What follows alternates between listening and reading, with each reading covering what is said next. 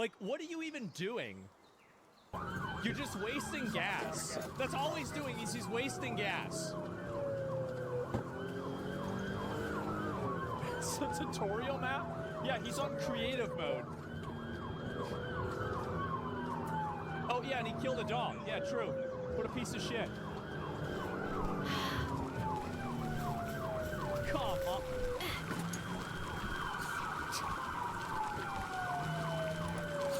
Oh, my God. Just shoot? I know. Most agencies are not going to box in an armed suspect without an armored bearcat due to the risk of crossfire or simply putting themselves right in the face of an armed gunman.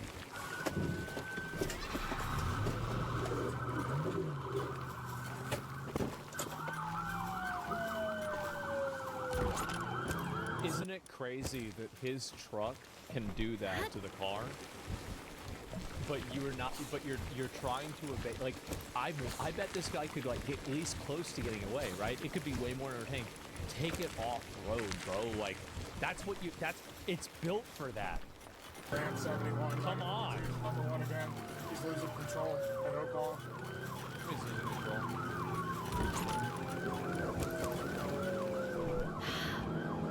Oh, a school bus. Oh. And he has to, he's talking shit the whole, it's an elementary school? What does he think, it's a safe zone? Okay, here we go. The kids, look at the kids! Wait, that's not a kid, never mind, I was wrong.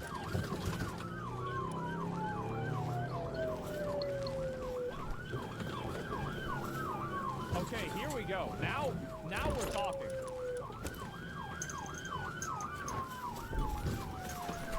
All right. So you see that? Now he's doing what I say he should do. He already got two of those guys out of the way. Now this is more entertaining. Okay.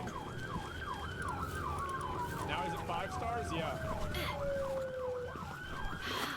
It's 7 p.m. There's no kids there? Well, there could be like an extracurricular function or something, right? It's possible. Another school bus. Uh-oh, band practice. Yeah, it could be band camp. Ooh. Oh my God. Bro, like, how is this car still even, this is like it's from like 1998, holy fuck. It's just sitting there, outside the liquor store. It's about right. Just go over go over it. Go over it.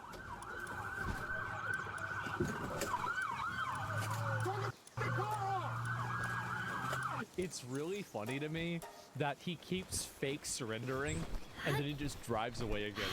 I bet it probably makes him so mad. He's like, guys, I said, oh, just kidding, here we go. Taunting them? I know. How fucking annoying, bro. He's rage baiting them?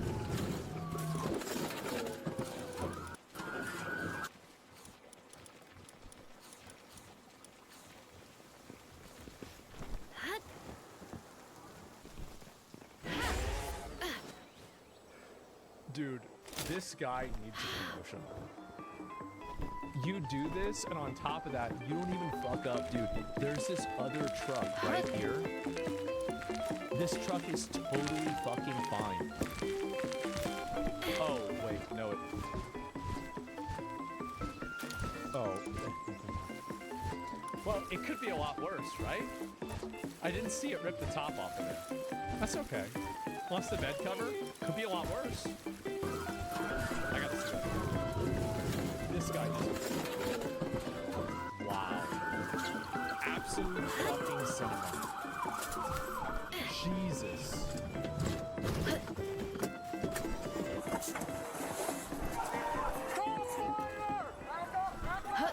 Back up! Wow. Get to cover! Get to cover! Hang on! Get to cover!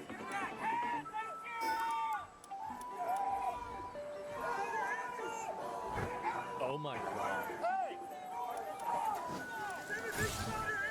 Timothy! Timothy! Who's got eyes on? Come out, Timothy! All right.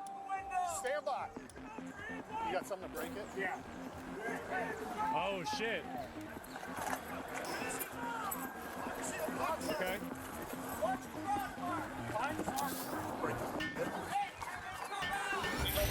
Bro, they got the riot shield? Yeah.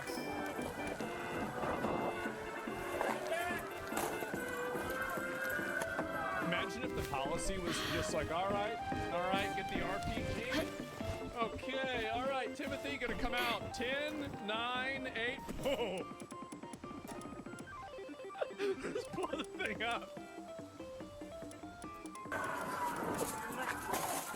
Oh my, that's right. No, it's up. Yeah. Get out. Hey, get the f out. Get the fuck out. Come on, get out.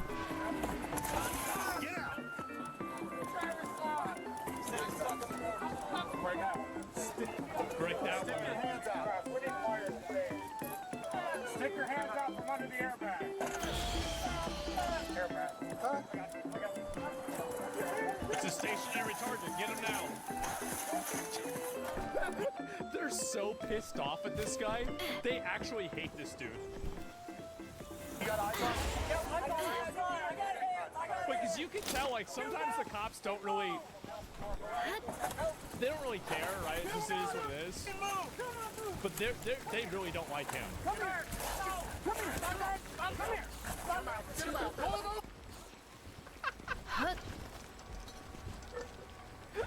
They dragged him out like a fish. Look at this, bro. Like, Come here. Come here. Come here. Come out. Get him out. Roll him over. look at that. Just grabbed his ass out. Oh my God. Hang on. Uh-huh. Roll over. Get on your stomach. Jesus. Let's go. Of course, bro. Like, wow. Just pull his ass right out. I pulled it out. I'll pull it out. Give me my face. Give me my face. Get me off my face. Hands up. This bitch put his hand. Hey, little. Hey, what's his name? What's his name? What's his name? Put him down. Put him down. Put him on his... What's his name? Put him on his hand. Put him on his... What? No. He's still talking shit? Stop. The fuck you mean? Right now. I'll spill you right now? Right now. I'll spill you right now.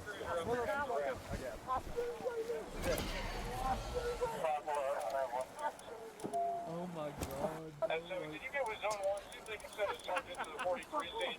One of the sergeants on Zone 6 are kind of Pull his pants up, man. Give the man some dignity. Jesus.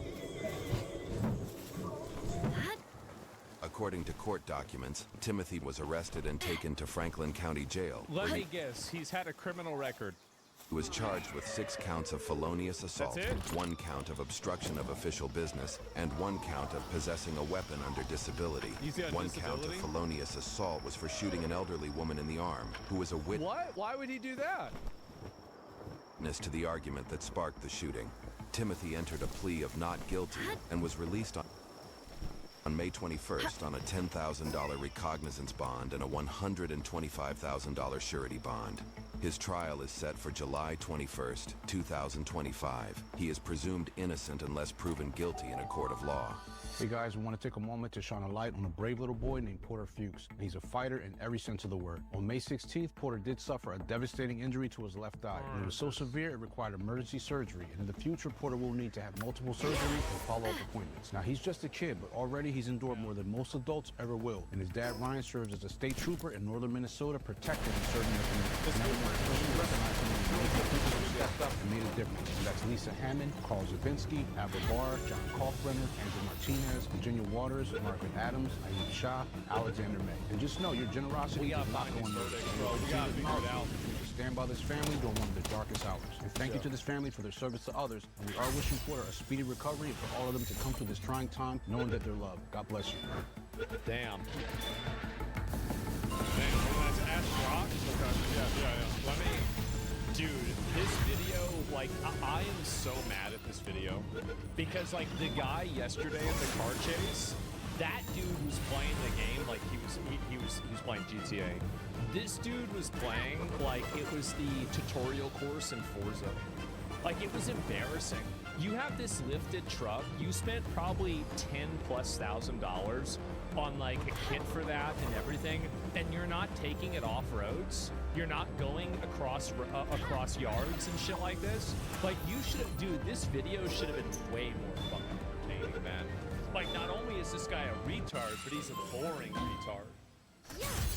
That's sad. Doubt it's his truck? Yeah, but I mean, you still would. I mean, then honestly, what happened to the guy in this video? No way I can figure this out, right? What did he get convicted of? Let me see. No, we're gonna look at it. Timothy, not named, disclose charges and outcome. He, it's from 2025. It may have progressed, so it doesn't say. There's no way it says. Like, I don't know, bro. Like, it's so annoying to see these guys. It's so annoying, and then nothing ever happens to them. That's what's so fucking obnoxious about it. It's like this other guy, like this dude was fucking, remember this one? Like, this guy went fucking crazy. This other video, like, I mean, this was just embarrassing, man. It was embarrassing. And then, like, the last 7/25 is the court date. Yeah, but that was like last year, right? It was last year. It was like a year ago. I mean, I feel like you probably would have it wrapped up by now, right? So, yeah, you kill a dog. Yeah, I mean, it's bad to kill a dog. I mean, obviously, it kind of goes without saying. I'll look at it. I'm not going to look at it today, but I'll look at it. But, yeah, you can't beat Florida, man. I guess not. The outcomes are weak sauce. Yesterday's dude was a psycho. That dude was fucking crazy.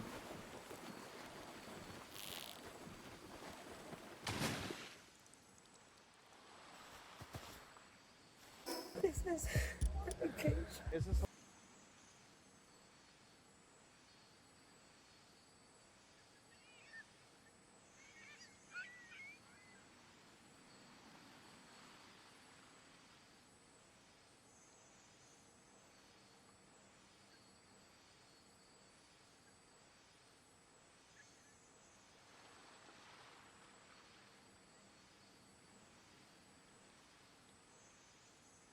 A live feed of where he's at. When officers were called about a missing child, they had no idea they were about to stumble onto one of the darkest scenes they'd ever seen. So their son's phone is pinging to this house. I don't know anything about phone. You don't know anything about it? Nope. Why were you over there and now over here? I'm a landscaper. You're a landscaper? Yeah. It all started just past 6 p.m. on the 6th of May, 2025 in Fernley, Nevada, when a woman contacted police in tears, saying her kids had gone missing.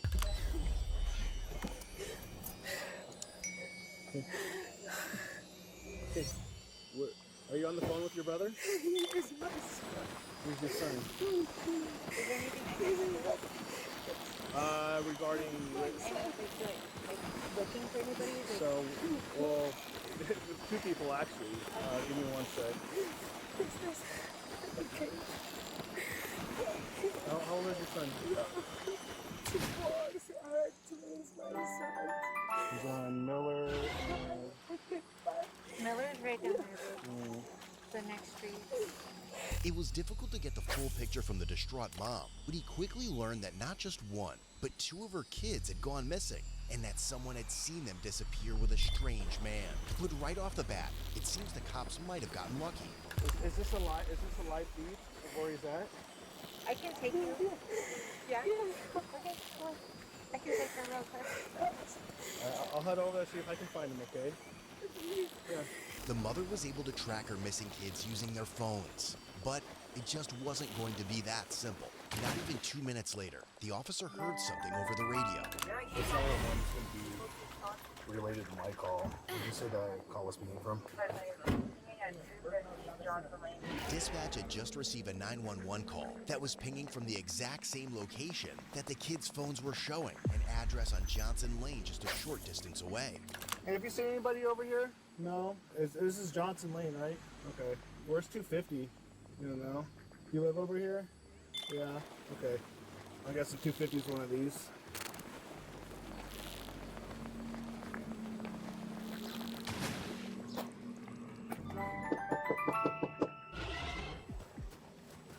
It seemed like no one was home, so the officer left to meet up with two other officers, slowly losing hope that they were going to find the kids anytime soon. But then he got another call that would change everything. Hello? Hey, this is Deputy Susan. I'm sorry, what was your son's name again? So where is his location showing out on your phone? Please, the canal. Showing him over by the canal? I think so. Ma'am, you said over by the canal? I think so. Well, what does your phone tell you? Alright, where's his location showing on her phone? It's showing like down this like alleyway, and we looked.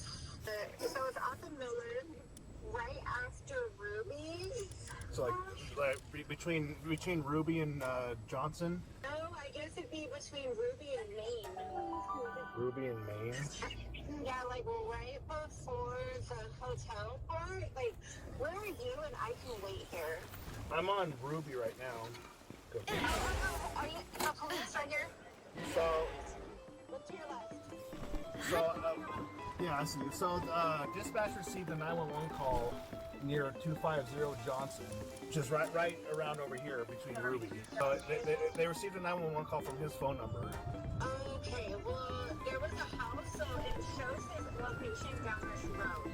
One of the parents had just received another call from the kids that both raised the officer's hopes and the stakes at the same time. So he's somewhere over here.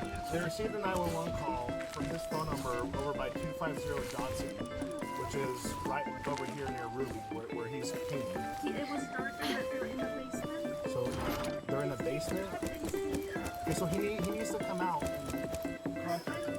They said they got his phone. He's saying he's inside a basement? Yeah, this is where the little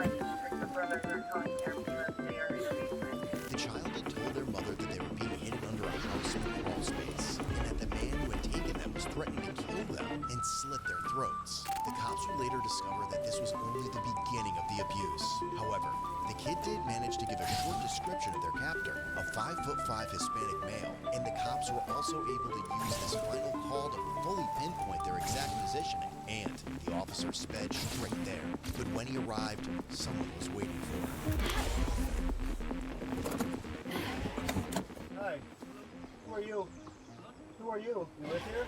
What's that? They can't come down here. Yep. So their son's phone is pinging to this house. I don't know anything about them. You don't know anything about it? Nope. You live here? This is my grandma's house. Your grandma's house? Who are you? I don't have to give you my name. Okay. They probably walked by me. No, his phone's Turn it here. off. I don't know. Nope. Yeah. So they said they're in a basement and his phone's pinging to this house. So you want to keep an eye out and say it's dark, they're in a basement. That they took his phone. There's no one. They just came looking for some teenagers. With some kids. And actually, they probably I flashed. talked to them.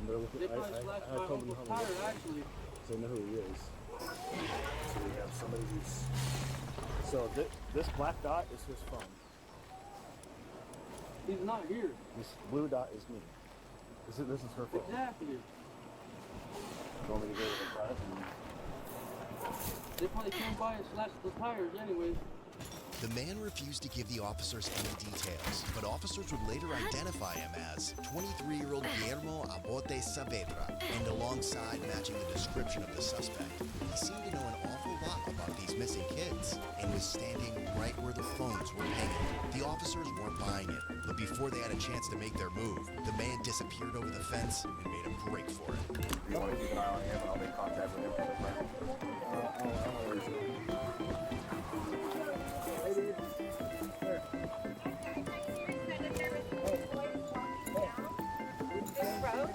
And have the fence.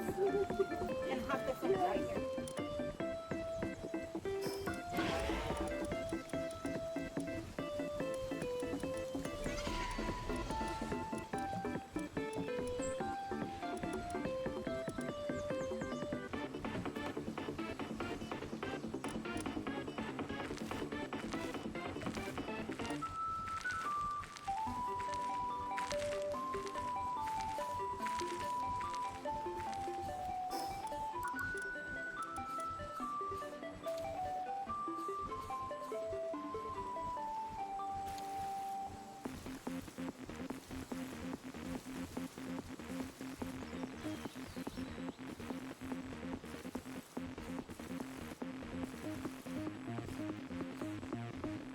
If you want to get Coralum and Pal World, the easiest way to get it is if you go into your technology tree.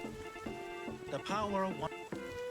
If you want to get Coralum, level 45, you'll be able to unlock this advanced fishing rod to where you can salvage a lot more Coralum than what's here at Fabric Islands. And you'll need to summon a pal that is rideable and can surf on the water or swim. And then you'll just need to go out in the water. These higher level areas, the powerful fishing mandate with your fishing rod equipped. Then do this mini spin, and you'll just have to look around for them like this. Sometimes they can be a little spread out and pretty varying in how much Coralum you'll get. So you just keep doing this. I'm gonna go up front with him. I want you guys to keep an eye back here and make sure that dude doesn't hop the fence or go in there. If he does, Thankfully, another officer managed to keep eyes on the suspect and followed him to another address across the street. So I thought I saw him on the south side here, but it looks like the entrance is off of Center. So I'm gonna run that way, okay?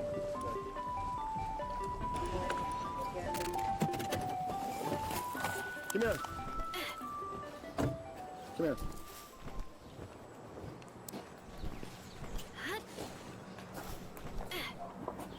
Why were you over there and now over here? Because I'm a landscaper. You're a landscaper? Yeah. Turn around for me real quick. I don't know if he's got something to do with it or what. What is going on? I don't even know what's going on. Me neither. We got like a phone team in, and kids saying that. Got anything to do with kids, man? No. Any kids here? No. There's no kids at all. I'm just here to do yard work. What are you doing, Robert? Do you have any weapons on you or anything? No, go ahead. Step over to. The cops don't have any evidence to connect him to the disappearance, but it doesn't take a genius to realize that he's acting extremely sus, refusing to give his name, bad-mouthing the kids, then potentially trying to flee the scene. They knew something was up, but they wouldn't have to keep guessing for long, and that was the moment the parents turned up once more. This is the parents. Hey, just go back to your car for me. We'll be right with you. Hold on. Hey, was this the male your son was with? Okay, go back to your car for me real quick, please. I didn't know where my kids We're trying to find them. Ma'am, ma'am. How would I know anything about your kids? What are you talking about? That's why we're here. Stop acting Hey, stupid. sir. I need to know where my kids Listen, are. we're gonna find them. No. How am I acting stupid? What kid? What are you doing with him? We're gonna find them, okay? Can you go back to your car for me, please? Yeah, please be It's okay. quick. It's okay. We're gonna find them. I just got out, so I literally just got out in 86. So my missing juvenile call, that's what I was just on. She saw him with her kids. Why would I be with her kids? So, do you live over on Justin? Do you live off of Justin? Yeah, I can't even be there. I can't be there. This is the male subject that the kids were with. Where are the kids at, man? I do not know. Well, they're just being detained in handcuffs, so. There is a phone in my back. There's a phone back there? How do you get back to your backyard?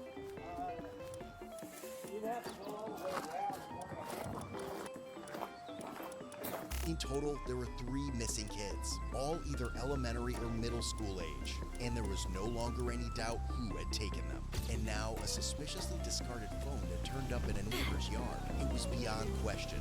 They were closing in. They'd found who they believed to be the kidnapper. Now they just needed to find the kids and make sure they were safe.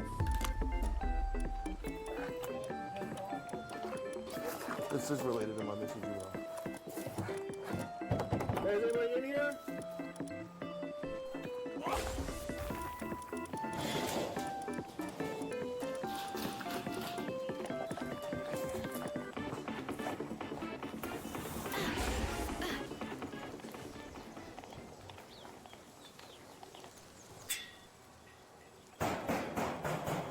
What's that?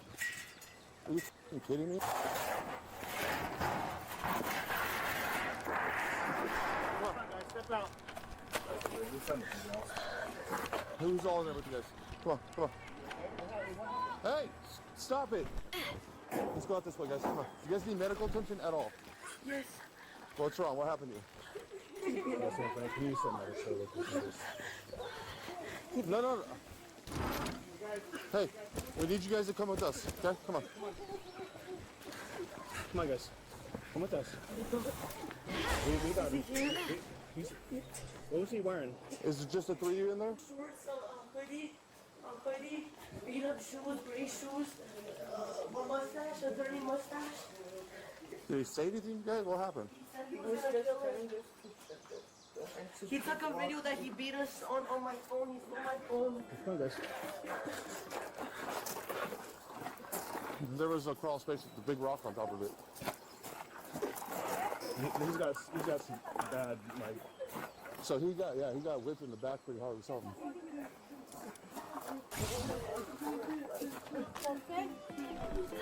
No, let's go, please. I need you to go, please. Thank you.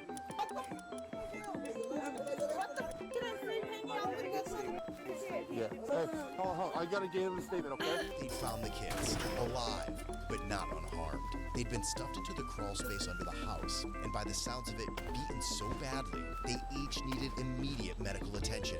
So once they'd had a chance to get checked out by a nurse and hug their parents once more, the officers began to ask the kids some questions to try to figure out what exactly had just gone down. Have a seat in my car. Just sit down, okay, bud? I can't. My thighs.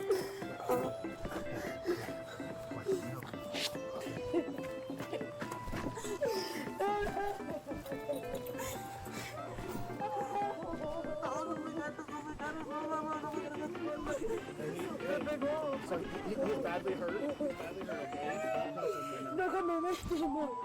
So, I think they all might have wounds. He's got some wounds on his back. He said something about his legs as well. It's not nowhere near as bad as that. Yeah, he's got it on his upper back, on his I didn't see his legs yet. I was gonna wait for you guys to look at his legs. Okay, yeah, and I'll take a quick peek. The young man, his brother, this young man right here, has it on his leg. Do you have anything on your back, though? It's okay. He was telling me that my dad was saying people from some type of people in Mexico or something, like a type of place, and then he was saying that he knew I went to jail or something, but I never went. He just started slapping me while I was on the swing and saying it would get worse if I didn't tell him stuff. And you've never seen him before in your life? No? And then he made us walk all the way through the freeway, all the way over here, and then he made us stand up and he started like hitting us with a stick. Okay, so I'm gonna have to talk to him by himself, okay? I need him to calm down for a second. I got medics to come look at him, okay? Don't worry about him right now, okay? He's put away, okay? Trust me. Where's your mom? Let's go talk to your mom. What did you think was gonna happen?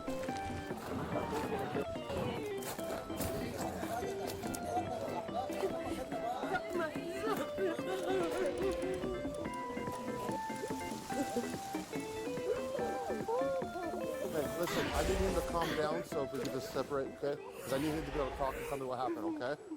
Make sense? Just got a little bit. Stay right here for me, okay? Stay right here, buddy. Almost like there's a possible kidnapping. No kidding. That's what So, Eric was saying from this. he found these two juveniles in a crawl space with a big boulder on top of it, so they couldn't get out. And yeah, okay, all right, buddy. So listen, I need you to. Are you good enough to talk right now? Okay. Okay. So, you guys were at the park. Okay, what were you doing at the park? We were just on the swings waiting for one of our friends so we could go to the bowling alley. Mm-hmm. And then he just walked up to you randomly, Yeah, or what while happened? we were on the swings. And then does he know your names or no? No. He didn't know your names or nothing? So then so what happened when he came up to you guys? What did he say? He just said my dad was saying something about Michigan or something, and he was saying that me and my dad would find out if we told the police. So he said your dad was saying, like, pardon my language, Mexico or Mexicans? No, a part of Mexico. Oh, like a certain part of Mexico. Screw that part. Okay. And then what? He just started making us walk with him all the way over here, and then he made us So how did he make you though? Like, what did he do? Did he say he's gonna hurt started you? making us walk over there, and he said he would, and he said he had a knife on him. So he was forcing you to go that way? What was he saying? He was saying to just keep walking and to not turn around. Keep walking, not to turn around? That he had a knife on him. Okay. Okay. And then you guys got here. So, and then what happened here? And then he started It was in that backyard, that's all I know. I never grabbed it. I followed you back to the other yard. He started hitting this with a stick, and then he put me against the wall and put a stick to my throat. It was like a sharp stick that he broke. That was over here, back here? So, and then after he was making us put our heads into our laps, and then he started hitting us with I think it was a machete on our backs. started hitting you with a machete? Do you have marks on your back now? I don't know. Here, take off your jacket for me, okay? He made us sit down and he started talking. I forgot what he said necessarily. And then he started, after that he grabbed what seemed to be a wooden stick and he started smacking really hard from behind. And after that, he did it with the rest of us. He made us stand up and he kept smacking us and he kept hitting us with the wooden stick. And after that, he smacked us at the back of our necks. And he just kept hitting us at the back of the necks, right here, and the back area. And he just kept doing all this to us. And then he opened the gray thing that I assume that led to the crawl space. He also cut my hand. He cut your hand? Yeah. Where at? Let me see. How do you do that? With what? He had something back there. It was some curving thing, and it was sharp. On the water or swim. Is there You're gonna go to a random high-level area. On your body hitting here? this with a stick right here. He was Where doing at? turns right here on our legs. Okay, I'm gonna wait for medic to look at you, okay, first. So, was he saying anything to you as he was hitting you? He was saying Can he you was come over gonna here? Turn this way. Just to your right. Turn to your right. Can I take photographs of him? Yeah. Is he injured? Yeah, he's injured. Yeah. Can we turn this way? I don't want them.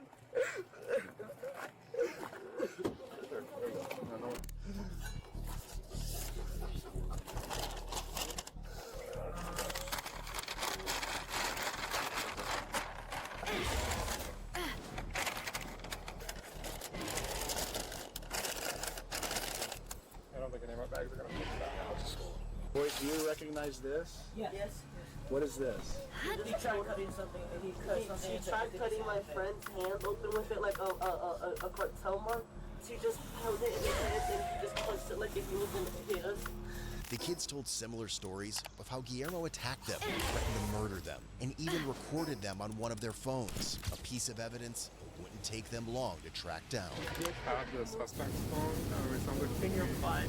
There was a phone, so one of these juveniles' phones, he threw it into his backyard over there. Yeah, because he's saying that he was using their phone, that's likely his phone, but so I don't know if there's video evidence of this, if there's any phone, if we haven't used his phone or have their phones yet. Oh, thank you, sir. Appreciate it. He took his phone, I'm pretty sure it's this phone, and was recording him beating him. He He recorded it? No. The suspect recorded himself on juvenile's phone of him beating him. With a stick? The stick. Do we know where that stick is? I don't know where the stick's at, but I have the phone right there. Okay. And that's the juvenile's phone? Okay. So let's take it and see what's on it. Here it is. Video evidence of him doing it. Was that a broomstick? Yeah, that's the one I was just looking at. I just saw his legs. He has more videos. I deleted everything. He told me to delete everything, even the videos. There's my deleted. Why are there so many people? They're his family. So there's family with him. There's family with him. Do me a favor. Go sit by his car. Give us a second. If you go to my deleted and you scroll, there's probably more videos. Okay, I'll look at them. What a weird.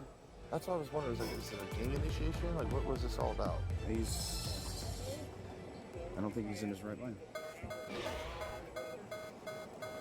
The neighbor from earlier had finally handed over the discarded phone in his backyard, and what they found on it was nothing short of terrifying. On top of the footage of him using a stick, specifically a broken rake handle, they also discovered the man had been using the blade of a rusty old skiff, something he used to carve what seemed to be the letter M into one of the juvenile's hands. This was clearly the work of a dangerous and depraved man. But somehow, that wasn't even the end of the officer's concerns. It turns out, two of the kids had mentioned in different interviews that the suspect claimed to be part of a cartel in Mexico. So now, the police had to figure out if the man really was working alone, or if this could be part of something bigger. So an officer headed back to the address, where it seems the suspect's family were waiting to tell him everything. I'm not trying to be snippy with you. I'm sorry. I just word like there's so many people. It's ridiculous. I'm all like, seems through, and then like they're starting to argue, and I'm like, who's the homeowner? This is my grandma. She's in Mexico. My parents came because they came to go to take a look at the house just to make sure everything was right. Is this her truck? No, that's my cousin. He lives in here because he works. And Nice truck. She's in Mexico right now. yeah, it's like our Hey, it's great Lynn. grandma. Hey, can you do me a favor? If you pull up an address, can you tell me who lives here? Is there any way you can attach her to my phone? She's the homeowner for this place. Awesome. Thank you. What's his name? Guillermo. Guillermo? Yeah. Okay. Do your last name and then first name? It's okay. That's okay. I know. Does he have mental problems? He started acting out like Is he on we believe so. We've called the police to our house multiple times, and we've asked them what can we do. She's gone to the court and asked them what can we do. Your mom needs to calm down. Are you okay? Are you bueno? Or is that right? Yeah. Sorry, I wish I knew Spanish. And you're a sister, correct? Yeah. You guys ever find drugs around in the house or anything? No, not in the house. No. Did you guys ever come here? Grandma's dad passed away, so she's in Mexico, and they come and take a look at around the house just to make sure that everything's correct. And then when they got here, they called. So you guys left. So you guys were planning on coming here when I was at the house? Okay. So you guys just had to keep an eye on the house? Yeah, because like I said, they're all left. Because he told us he was doing yard work here, your brother. Yeah. I'm pretty sure that's what he said, yard work. Dijo que estaba haciendo las yardas. And they told me about a guy going up to 3 boys at the park and was like, oh, you like to get bullied? And it's not this part of the park. My daughter saw this. So I'm sorry, which park is this? Is it the one at the trailer park? Yeah, Okay. at the trailer park. So I just asked my sister, I was like, did the girls tell you about what happened? And she was like, yeah, and they told them to stay inside after that. The guy actually hurt these kids or what? Yeah, he beat all 3 of them with like a sieve. Like they've got some like major bruising on their backs, their butts, their legs. He made them get into a basement crawl space. Talking like kidnapping, false imprisonment, child abuse, battery was substantial. Legit. Yeah. Yep, it's legit. Like wait until you see the welts and the injuries on some of these kids, man. He hit them multiple times. Oh, it's wild. Yeah. That's a legitimate freaking kidnapping. Yep. Dude, what the people's problems, dude? He's 96. We've had issues with him in the past. So I'm going to Mirandize him and we'll ask him some questions and then get him to the friendly side. But I'll get transports coming up to Friendly for you right now. Sweet, sir. Grandma, I'm going to read you something, okay, man? So you have the right to remain silent. Anything you say can and will be used against you in court of law. Do you understand your rights as I have explained them to you? Yes, sir. Okay, having these rights in mind, are you willing to answer my questions? I need a verbal suit. Yep. Yes? Are you willing to tell me what happened today? I'd rather have a lawyer present. Okay. What did he say? He said he rather. I'm a little dizzy. He said he was going to answer my questions, and then he just said he wants a lawyer present. Okay, you are under arrest, sir. All right? I can't be seen by private. I'm a little dizzy. You're a little dizzy? Yeah. You're a little dizzy. Yeah. Yeah. Feeling like I'm gonna pass out. Pass out or something, huh? Okay, we'll let a medic take a look at you. Or can I get at least some water? Not right now. I'm not. I don't have any water bottles or anything for you. Step out real quick. I'm going to search you, okay? Yes, sir. And after what you did... Man. Turn around. Miss. This the car. Separate your feet. No. Stuff him back in the car. Hey, let's just get him in the back of the car, they said. Finally, they had everything they needed to get to the bottom of this. So they arrested him and brought him in for interrogation. The next day, he was met by Detective Mendoza, who reviewed his case and thought she had enough to get him to open up and admit exactly what his plans were. But Guillermo wasn't about to make it easy. No, la verdad, si estás interesado, te doy la aplicación. Si te gustaría hacer eso, ¿desde chiquito o recientemente? Ever since I was little. Yeah. Yeah. What was your career choice? To be a police officer, if not, I really wanted to go into service. What branch? Marine Corps. Oh, okay. You didn't get the chance to do it? ¿Qué te dice tu mamá? ¿Qué quiere que haga? Well, they had to do them both of them. They don't want me here. I don't want to be here either, but I already told her. They don't listen. They don't listen, and this is why I'm here in circumstance. Despite the growing pile of evidence and testimonies against him, Guillermo maintained his story. First, he tried to deny every allegation. Misunderstanding, or how did you end up here? A misunderstanding. It's a misunderstanding. When did you get here? Ayer. Ayer, okay. ¿Qué pasó ayer? Yo iba caminando, ¿verdad? Porque no tengo ni carro. Los cuatro íbamos caminando. No sé quién serán ellos, no sé quién serán los muchachos. Y yo iba pues a entrar mi tía, a arrancarle unas hierbillas que tiene allí. Oh, okay. En eso que somebody's looking for a phone, somebody's pinging for a phone. Y que yo lo tenía, que sabe qué. And then out of nowhere they were looking for some kids. Why would I know anything about them? Yeah, why would you? Why would I know anything about them when they were there looking for a phone or something first? I do not know. I don't know anything about them. You ever seen him before? No.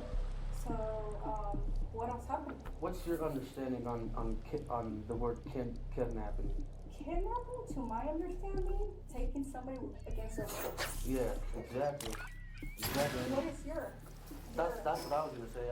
Taking someone against their will or using force, you know? Yeah. I never did that. Okay. Yeah. So for them to put like a kidnapping charge against me, that's crazy. That is crazy. That's And first off, to start, I don't even have a car. Kidnapping is putting somebody in, in some type of vehicle or whatever and taking them forcibly. I never did. I thought they were playing hide and seek. I thought they were trying to run through the yard or something. Oh, okay. I didn't know who they were. I thought they were just over there playing hide and seek. They were under my grandma's house. Oh, just like to go. You know how we go check. There's some parts where you go check and to see like the plumbing and stuff. Like a basement? No, not even the basement. Not a basement. Not a basement. It's literally la casa, and then just to go under. Oh, like when you see the pipas and like. Yeah. Wouldn't that be like a crawl space? Yeah, it's literally just a cross space. And that's where they were at? Yeah. Oh wow. They were really playing hide and seek. Yeah, they were actually. But then, Detective Mendoza started to pick apart his story. She wasn't aggressive. She didn't need to be. She was just pulling at the threads until there was nothing left. So you didn't see them when you were walking out of your house. Did you only see them at what point? At the park. At the park. Yeah. Okay, did you go inside the park at all? No? Did they say something to you? Yeah, I did go. I'll be honest. I did go in the park because I was gonna. There was a fence right there, and I was gonna jump the fence. That's what I usually do. That's just. Like to kind of get to the. Yeah.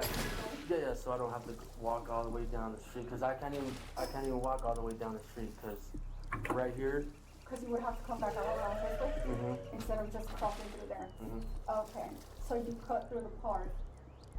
So they were already there? Yeah, what were they doing there? They were just, I don't know what they were doing. They were just... What area of the park were they at? Like, they were sitting on the swing. Sitting on the swing? Okay. And what part did you, like this side of the park or this side that you parked? Okay. Well, the wall is right here. Okay. Like so is it like a little fence? Is it like a... I like 8 foot, 9 foot. Oh, okay. Yeah, like 8.5. Okay, so then you hop the fence. I didn't hop the fence. Oh, okay. Well, then I did because, like I'm telling you, I can't even go down the 3rd Street because there's another guy right there that I can't be 100 yards away from him. Oh man, I'm sorry. Okay. Yeah. So at what point did they follow you? When I started walking this way. Okay. So you.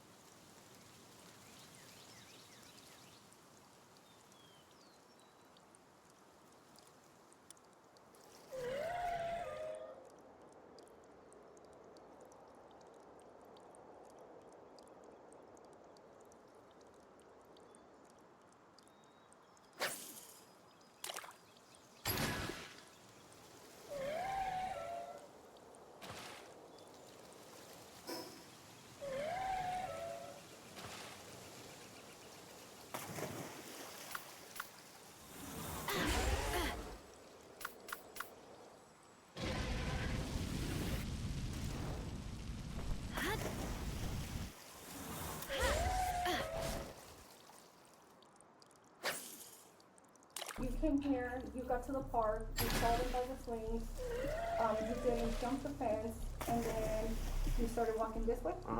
Okay, why didn't you jump the fence and you walked this way? I have no idea. Because you said you usually just jump the fence to get there faster? Okay, did you make it to the fence? What happened when you got there? So you said they were like viéndote type of thing? Yeah. Yeah? Like, in what way do you take that? Like, ¿en qué forma? They were just looking at me, but then when they started, like, they got up and they started following me, I was like, weird. And then I told them just joking around, I was like, we're just gonna go on a little walk. That's fine. Yeah, but for them to say I forcefully took him, yeah, right. It was just, oh, we're gonna go on a little walk? Yeah. Gotcha. Okay. The first crack in Guillermo's story appeared. He acknowledged knowing the kids and explained how they ended up in his building as questions continued to narrow in on his version of events. So, I appreciate you being quite honest, and I'm going to be quite honest with you too. Basically, what I'm getting at is just a little bit more to that. You know, they're going to have authority, they're going to have your side as well, which is okay. The part that I'm missing is that when they came out, they had injuries. I know nothing about that. No? Okay. They didn't talk to one another. It was probably from home. They're probably getting that from home. Yeah. Probably. You never, everything's different. You know, and closed doors. You know? Oh, absolutely. Okay. They tried to tell you that they did not have those injuries when they left home. I'm not telling you. Okay. I want you to toma tu tiempo. toma tu tiempo, think, maybe things happen kind of quick, but those injuries, they got when they were in that cross street, when they were in the backyard. Probably trying to get into cross street. With the amount of stuff they have, you're a smart guy. You would be able to do that. Especially if you want to be a cop, you would look at it and do that. Absolutely not. Like that happened at the bar. So what they're saying is basically that you hit them. Were you like trying to teach them a lesson? Like, were you mad at them that they were trying to dance with you, coming to you? And like, were you doing that to kind of teach them a lesson? Kind of in a way they deserved it? Asking for it? Yeah. I mean, with them being the way they are, I can see that happening. That's not happening. What you doing? Un cinco. ¿Un 5? ¿De palo? No, un cinco nomás. ¿5 como de estos? ¿Tuyo de ellos? Un de ellos. No sé si a ti te lo dijeron, ¿verdad? Pero tal vez creciendo mi mamá y estás presionando los botones. Yeah. You're pushing the buttons. Yeah, Is exactly. that kind of what happened? Yeah. She knew exactly what she was doing. She had weaponized his desire to be a cop against him and used it to influence his actions when needed. Tell me what happened with you getting a hold of their phone and recording it. What led to that? I just told him, can I see your phone? And I recorded it. Yeah. You know, the whole phone thing happened, so they didn't have a phone no more because he had the phone for recording them. Do you remember what you did with that phone? No, I don't. No. Do you think they probably stayed back in the backyard? No, I'm just gonna be honest. I threw that mother. I threw it over the fence. Nice. Yeah. Just to like over the fence? Mm-hmm. Okay, after recording? After I was getting back to Okay. do the yard work. Okay. Did you throw it kind of so like they wouldn't call the cops? Or they wouldn't be calling the cops? The cops were already there and they were gonna try to find and do everything, you know? Okay. Yeah, cause. So what was the point of throwing it then? Because the sheriffs who know what they know, and the ones that don't know already, you can just clearly see them. So what was your reason for throwing it? Was it so they wouldn't call for help? No. They didn't need to call for help. I'm telling you how it is. I'm being honest. They didn't need to call for help. So why didn't you give them help? On that part, on the phone, for the phone, the reason why I do it is because all these little assholes in uniform already just, you know, getting everybody worked up. I'm not even gonna lie, not my emotions, but what is it called? My like adrenaline.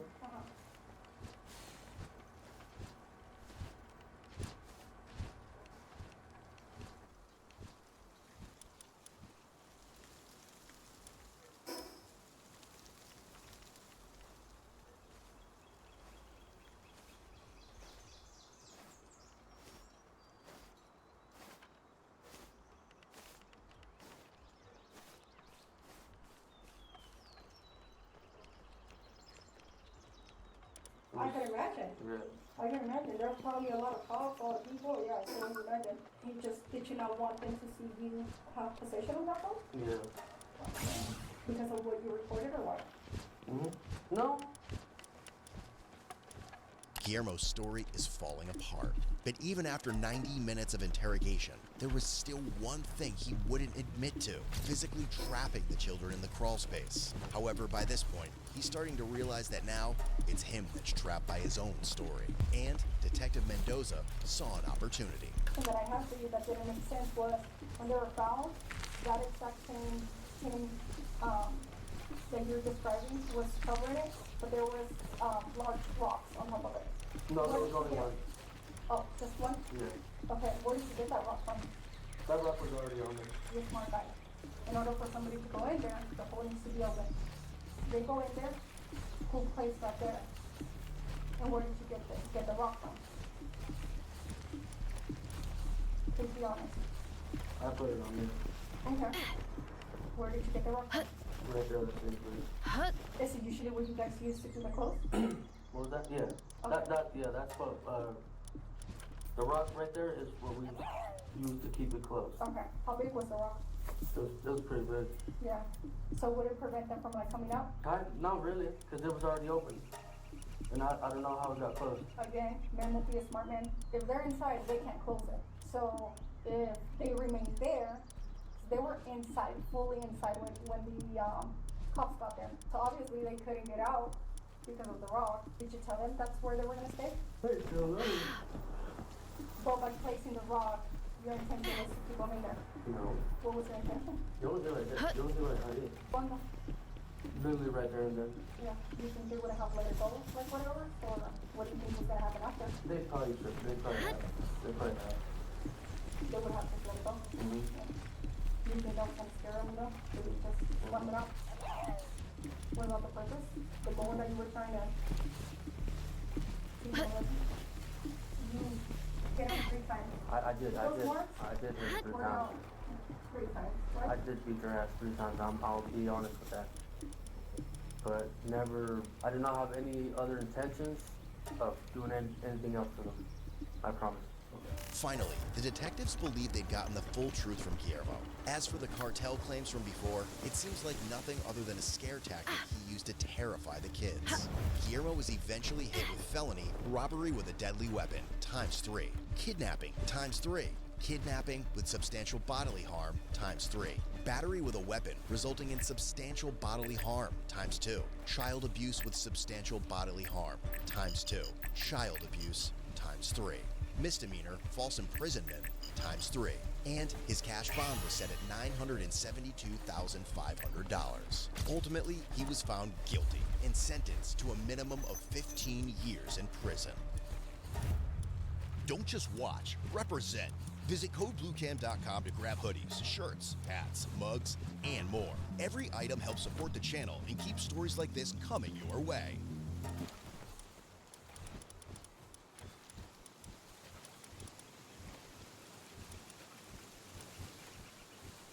Were you on the phone with him? Oh, they asked him to come outside. I thought it was from you.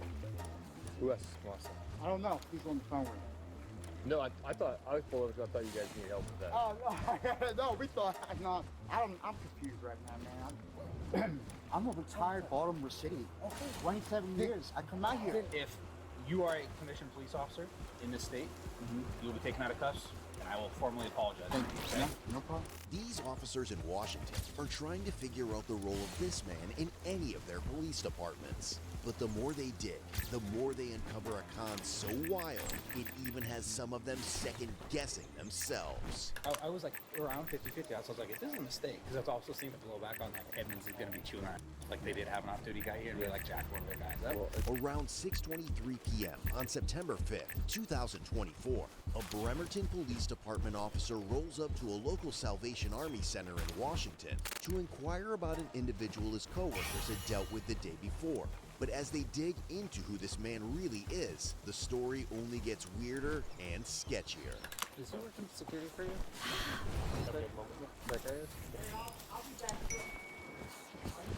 I'm good. Yeah. You want to come back over here? I was talking to some other guys. So you work for Edmonds PD? I do. Okay. Yeah, and this is a part-time gig. Gotcha. Do you have your commission card with you? Yeah, give me a minute. Meet 49-year-old Michael Scaletta-Tietz. He claims to be a detective with the Edmonds Police Department in Washington, but this officer isn't exactly buying that claim. No, didn't find it? Sorry? No, it's in my other bag. Oh, okay. He's grabbing it now. Okay, how long have you been working for the Salvation Army? Sorry? How long have you been working off duty for the Salvation Army? I'm here almost every other week. Every other week? Yeah, and then I also work down at the KRM. Okay. And what's your phone name? Mezzi Scaletta, M-E-Z-Z-Y, S-C-A-L-E-T-T-A. So your first name is Mezzi? M-E-Z-Z-Y, correct. Hey, man. Yeah, it's going to be the green bag. And it's got my wallet with the credentials and everything inside it. And no, upstairs. Yeah. My bad. My apologies. Thank you. Sarge, you can stay over here. Yeah, he's great. All right, I'll see you in a minute. Is it a loaded firearm that you have with you, Mr. Scaletta? Correct. Okay, can you put your hands on the car, please?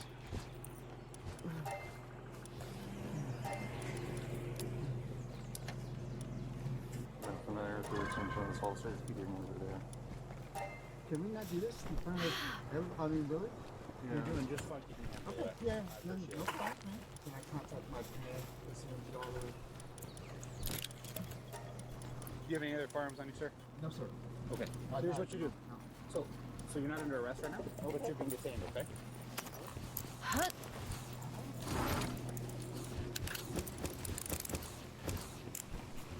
And so, his credentials?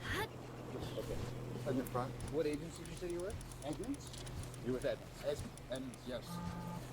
Okay. Okay. You understand you're just being detained? I understand the whole process. Yes, I do. Okay. Is he hired by Salary? No, but it's He's hired by your company. Okay. We're concerned that he's impersonating a police officer, not credentialed. Do you know for a fact that he's a police officer? Okay. That's the concern. Okay. So if he credentials out, this will all be fine. Okay. Okay. Sir, would you say your name was? I'm sorry? Would you say your name was? Is it okay if I check your credentials? Absolutely. Yeah. Yep. Where is it at? In the front? Should be. Actually, is it where the radios are? It's the other, yeah. It's there. Sorry. What was your first name? Mezzy. M-E-Z-Z-Y. Mezzy, I'm Trevor. Do you understand why you're detained right now or no? I don't know. I think why, why you did doing what you're doing, but okay. Is it okay if I explain some of it? Sure. Okay. So first off, if you are a commissioned police officer in this state, you'll be taken out of cuffs, and I will formally apologize. Thank you. Okay? No problem. All right. Here's a couple problems, though. I'm one of the supervisors in the city right now. If Salvation Army is hiring uniformed commissioned law enforcement, who's going to be carrying badge, gun, vest, especially not in our agency.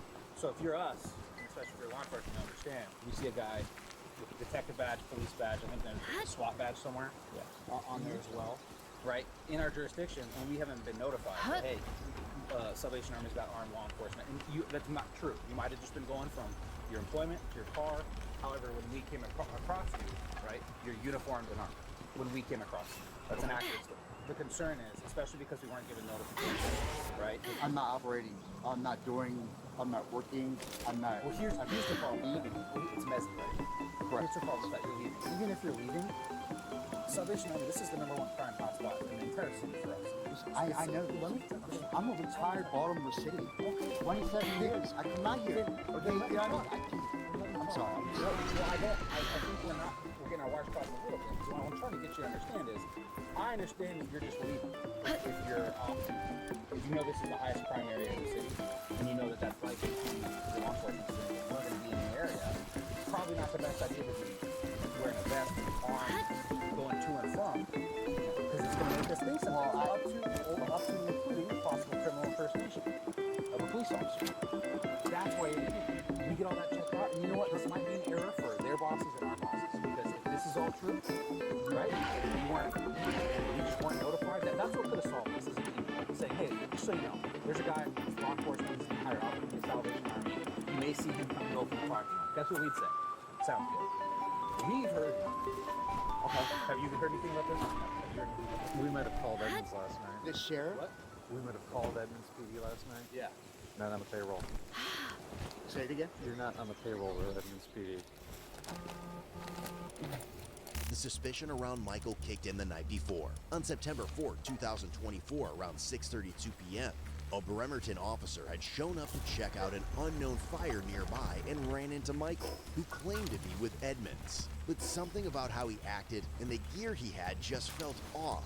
So about an hour later, the officer swung by the same Salvation Army Center to talk to him, and Michael's behavior just made things feel even shadier. Were you on the phone with him? They asked us to come outside. I thought it was for you. Who else is awesome? I don't know. He's on the phone with me.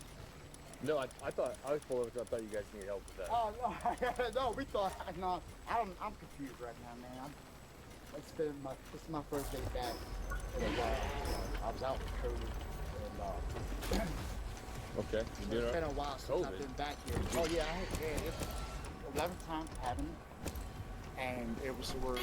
I had to go to the hospital, get healing treatment. Yeah. It was bad.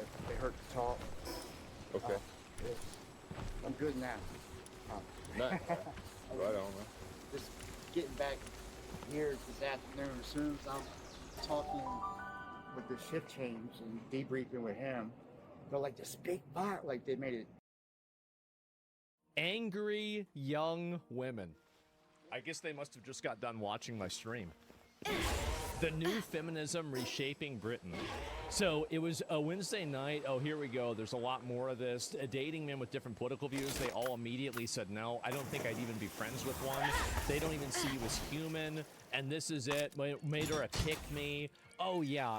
And I think that women have been totally one-shot by social media. And I think the reason why is that social media hacks women's brains. I think in a unique way, in a different way that it hacks men's brains, right? Like with men, it's sex, but like with women, I think it's consensus. Because once you establish a consensus on something, a lot of women just automatically go and they agree with it. They're like, yeah, so true, so true. But that's not how something like that works. So, yeah, calling strike? I guess so. And so anyway, we'll look at this here, and I'll look at the Justin.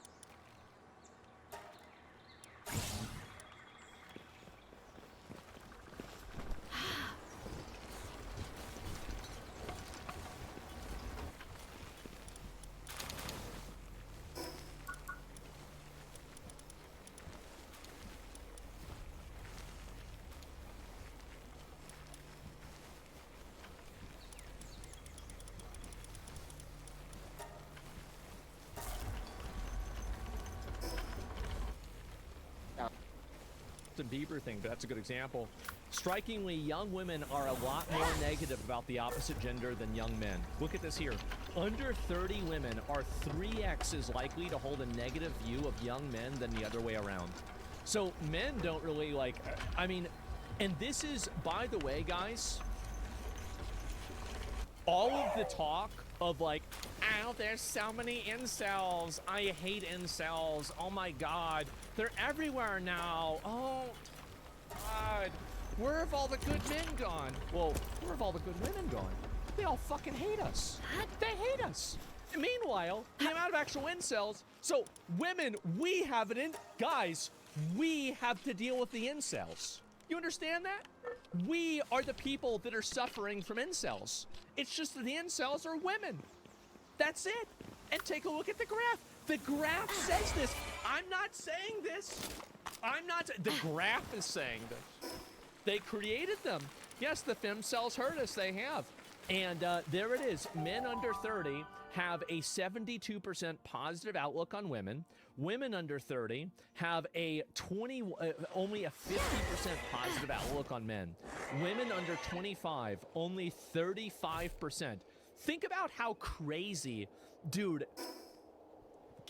The thing is that, like, if there actually are, like, overlords, if Israel really does control the world, can you imagine how happy they are right now? Can you imagine they're like, oh, bro, we have all the goyim fighting. They hate each other. Like, everybody's addicted to drugs. You know, they think that if they look better, they're going to be happy. But now we're going to raise their interest rates again, and they're not going to have any money. Oh, yeah. I mean, it's a bullshit stat. I don't think it is. I don't. I think this is real. And so maybe I'd turn Judaism to get a woman. Well, I don't know. But women under 25, only 35% of women under 25 have a positive view of the opposite gender. Think about how crazy that is. Like, that's like 1 in 3 women likes men. Think, really, 1 in 3 women likes men. Wow. Wow.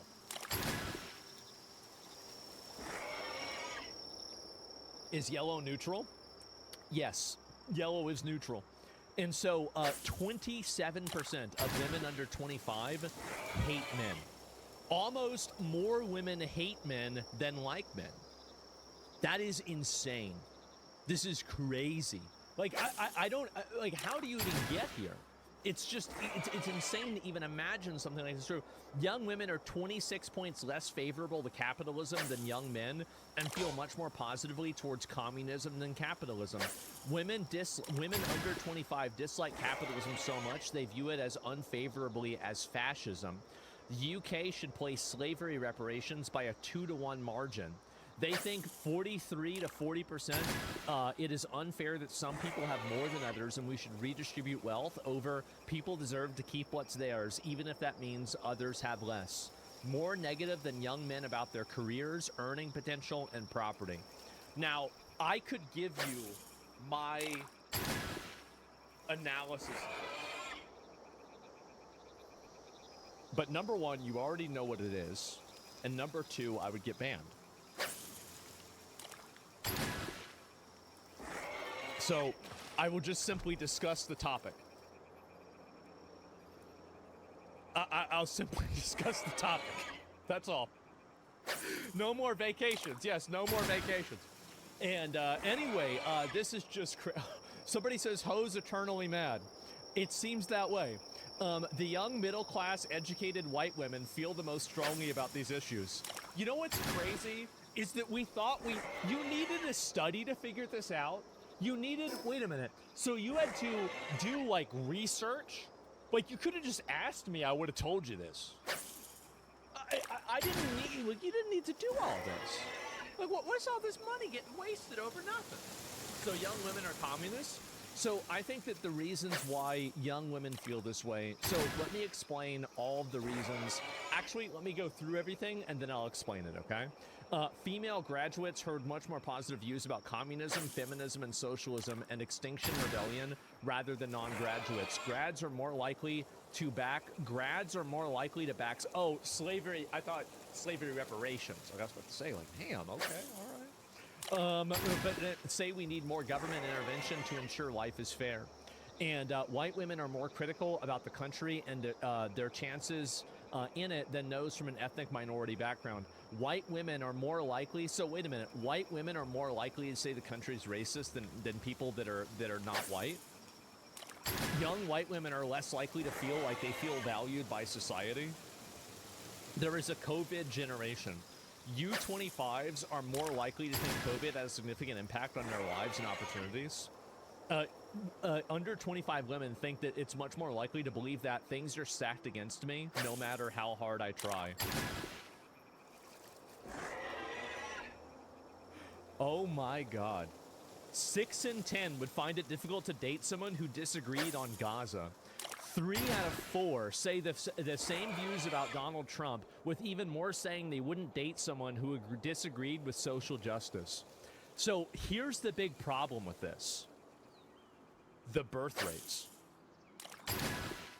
The birth rates of these people that are super liberal like this is like 0.6.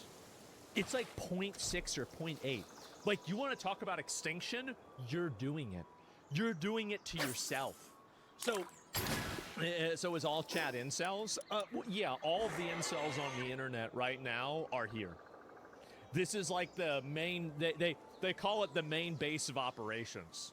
And this is where they get their orders from on like which innocent nice girl to harass and humiliate on today. And we'll get to that later on, okay? Don't worry about it.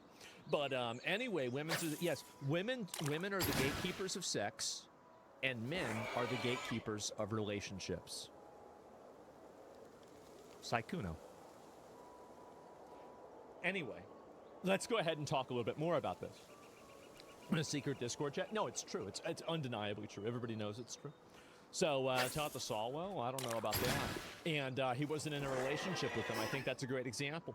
So, yeah. So this is what I think is happening, is that I think that a lot of these people, what's happened is that women nowadays go on social media whenever they're very young. And this is I actually think this is a big problem.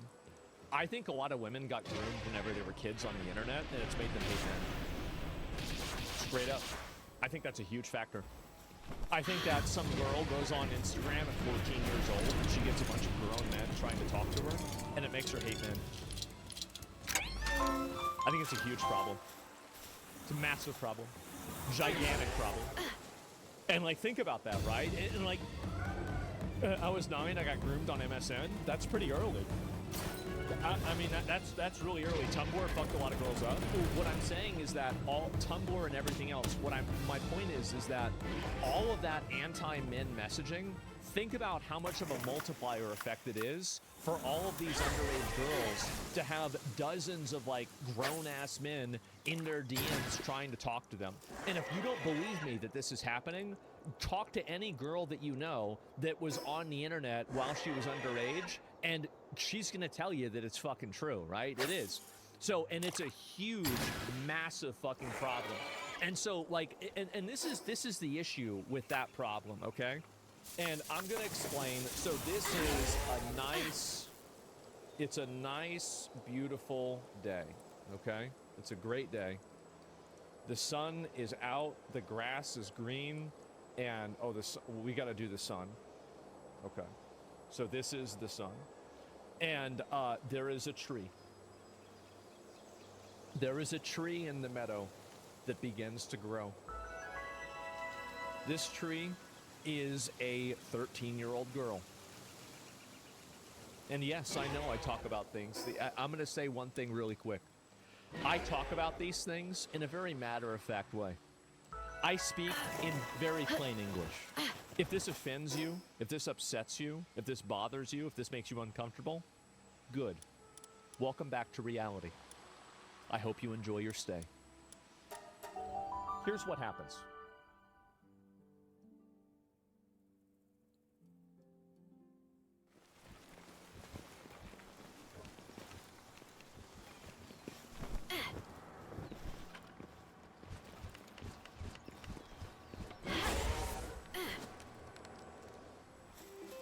Just a minute, I'm trying to make this good. Okay, so, this is kind of what happens, is that you have this girl, and inside of whenever she's like, let's say, just theoretically, 15 years old, right? What happens is that she gets groomed on the internet to meet or to deal with some guy that is a good bit older than her. And that interaction damages and reframes her entire life in the exact same way, metaphorically, that if you grow a bonsai tree and you pull a branch down, or a tree grows around a tree, or sorry, it grows around a fence or something like that.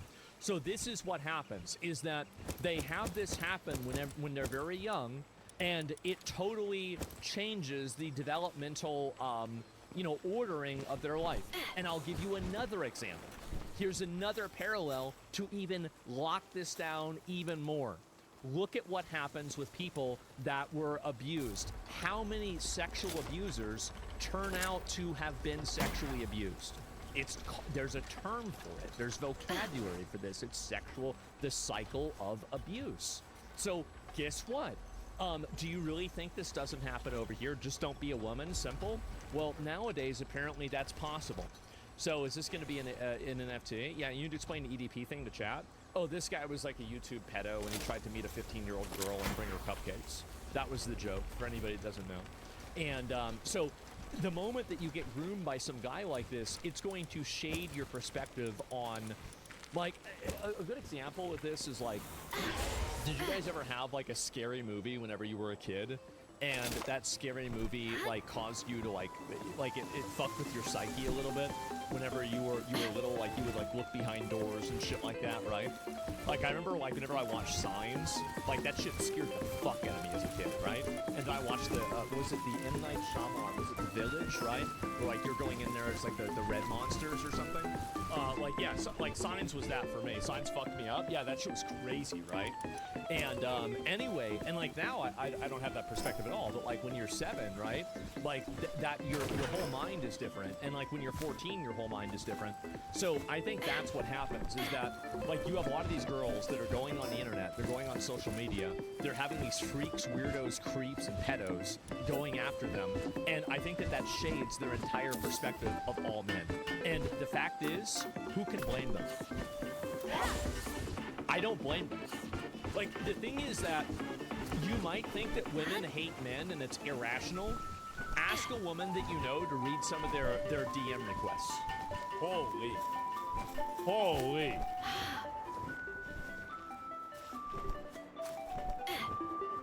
The Ring and the Grudge? Oh, yeah. Well, I'm saying, like, and again, when I talk about this stuff, I try to relate it to people's individual experiences, right? Your personal experience. So whenever I'm talking about, like, let's say this, for example, or something else, I try to make it to where, like, people can understand it and relate it to themselves. Because, you know, again, like, if you're not able to do that, it might be harder to do. Bro, but there's a one-way sexual asymmetry. Can you explain why that is? Why is there a sexual asymmetry? Why do men not have that perspective? Because women are more prized in the sexual environment than men are. Think about it like this. Let me think of a good way to say this. I guess I can use another old incel quote. This is an incel quote from before there were incels. This is an incel quote you get from boomers, right? A lock that can be opened by any key is a faulty lock, but a key that can open any lock is a master key. That's it. And so, and think about it like this, right? I mean, a woman, like, let's say a dude wants to have a kid. Okay, well, you're locked in for, like, maybe 5 minutes. Let's say a woman wants to have a kid. You're locked in for 9 months. And like, you know, realistically a lot longer than that because you have to take care of the kid. But like at least 9 months. So the problem is that women are biologically inclined to be the selectors in sex. They have to be. There's no way inside of a society where that doesn't become the case, right? And so, yeah, by the makers, exactly. It's basic biology. Like all of our biology and everything about, you know, like our, you know, like our being makes it toward that is the case. My mom taught me that quote when I was a teen. I forgot how I found that, but like, yeah, it was something like that. Happens in nature too? Yeah, it does. So like, for example, like you can have an alpha male in like some, you know, wolf pack or something that impregnates 5 different of the female wolves, right? But, and that's the way that a pack survives. And I think that's the way that, you know, like species evolve. And obviously like at a certain point it becomes a problem because there's interbreeding. But assuming that's not the case, this is obviously where things are in real life too. And like you just look back in the days, right? I mean, like these Chinese, like what's crazy is that, do you remember that Chinese billionaire that everybody was saying was like a great example of birthright citizenship fraud, where he's paid like 100 kids to, like 100 of his kids to like go over and be born in America? The reason why he's doing that is that you are playing the odds. Think about it like this. I don't have a dice, right? But like if you want to roll a 20, do you want 2 chances or do you want 100 chances? I'd rather have 100 rerolls, right? And so a lot of these guys, especially, and this is the way that they looked at, you're beating the odds, right? Because like, what if you have a kid and the kid's retarded? Like, I don't mean like a mental illness. I mean like they're just stupid. Like, what if you have a kid and he doesn't understand what a triangle is? Oh my God. Well, you're the Chinese emperor. He has to understand triangles and he doesn't get it. Fuck, right? And now you have there's a big problem. This is a huge problem. And so what do? You have 100 kids and guaranteed at least one of these kids is gonna know what a triangle is. So what happens, I think, overbreed with a smart person, exactly. And so that's why they have a bunch of kids. And like, you know, that's the way dynasties would do things, right? That's why many of these older families, like, you know, in antiquity, they would have, you know, dozens of kids. Yes, obviously they would die through childbirth, that's another reason, but it's not the only reason. So my point with this, right, going back to what I was saying with this, is that the reason why I think women are having this happen. So number one, I think that definitely 100%, it is because a lot of women are getting groomed on the internet while they're underage, and it causes them to, it basically poisons the well for men. And number two, the second reason is that women are much more strongly compelled to observe things by consensus rather than by a rational critical thinking thing. And this is not a, you know, again, there's no like fucking, like I'm not being sexist here. This is a fact. It's just a literal fact. And so because of that, what happens is that, you know, like, all pedos? Yeah, true. And name the retarded kid Mulligan and try again. Yeah, there's Mulligan 7. You know, like, hopefully, right? And young women are the best and aggressive revolutionaries due to being empaths. Well, young women are only good revolutionaries in an environment where their level of aggression is not punished, right? So young women are actually terrible revolutionaries, and they can never be revolutionaries. The only real revolutionaries and the only real force for change in society can only ever be men. Because men are bigger, stronger, faster, and they will always outperform women in any sort of a test of force. This will always be the case. So the only cases where women are powerful in terms of a revolutionary sense is in societies that allow aggression to exist unchecked, which is our society. And it should be any good society. Like, somebody should be able to be aggressive without getting punched in the face, right? And very clearly. Women have more radical ideologies and adopt them way quicker than men. Well, why do they do that, though? They do that in order to fit in, obviously, with the group, right? I mean, that's the reason why. And that's, again, the compelling nature of consensus for women. And I think that social media manufactures that consensus. And sometimes it is that consensus. And so once women see, and I think that's also men, and men do this too, but women just do it at a much higher ratio. And once they see that, well, everybody thinks this and everybody's believing this, then they go with it. Then they start moving with it. And then that's it. Consensus stops progress. Well, whether it stops it or not, that's what's happened, right? That's my point. And read articles on Time to Lost to what being a progressive actually means. Leaves a retro line to the brand of angry young woman well. They remind me of the arts and politics students I used to critique. 95% were women. Almost all of their ideas were the same, all lacking in originality and bravery. Every pitch just a spineless rehash combo in LGBT and feminist sound bites. It was so tiresome. And these were master students. One of the world's most prestigious... That's the problem. And there's also a big issue is that a lot of these women that are getting into college probably shouldn't be there. Like, they're getting fake degrees for fake jobs. It's a waste of everybody's time and resources. And the only reason why it's happening is because of DEI. It's because of DEI and other forms of selective hiring processes. That's what's happening. Like, a lot of this, and by the way, how do you know this is true? Because of Twitter. Elon Musk, and I've got to say, now I'm not trying to put Elon on the spot here, right? But let's look at this here.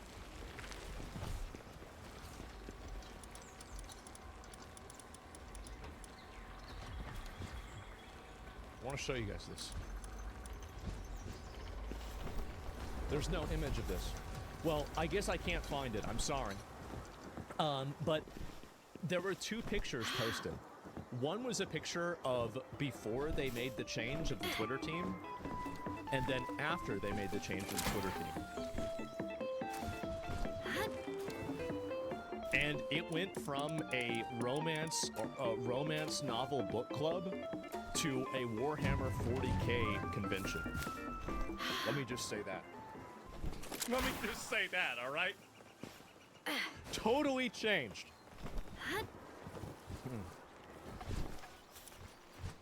Before and after Twitter team? Okay, I'll see if I can find it.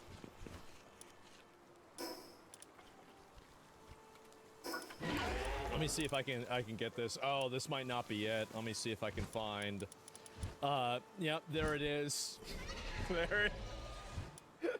There it is. Where about women gone from Elon Musk's Twitter?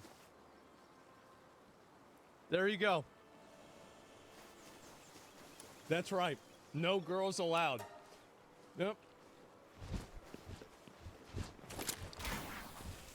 So what's happened, I think, is that, you know, universities and different programs have created this artificial idea that the participation rate of men and women inside of lucrative fields needs to have parity. It needs to be equal. But the problem there is that some fields are just going to attract more men, and some fields are going to attract more women. So the problem is that whenever you manufacture that parity, you add people in that shouldn't be there. And that's what's happened, is that you've had a lot of these people that I think have, you know, again, like look at how many opportunities and advantages and, you know, programs and possibilities and things that they can take advantage of and everything else, like internships and, you know, mentorships that are reserved for women. They're reserved for women primarily, and, overwhelmingly. So how is it that you have to do all of this in order to create this parity? It's because it doesn't exist. It's not real. And so what happens is that this is the second order effect, is that you get very, very stupid college students that should have never been in college in the first place. And the only reason they probably were in college is because of a lifetime of preferential treatment, advantages, and systematic, basically benefits. That's what's happened. That's exactly what's happened, is that they've been given all of these systematic benefits and advantages, and because of that, they've been able to achieve a certain level of parity. But the moment that, you know, that a meritocracy is once again enforced, things go back to default settings really quick. They do. And you can look at IQ distribution with men and women. You can look at everything. And the thing is that a lot of the stuff that I'm talking about are things that nobody else will ever say. Nobody else will ever say a lot of this stuff. And the reason why is because it's politically incorrect.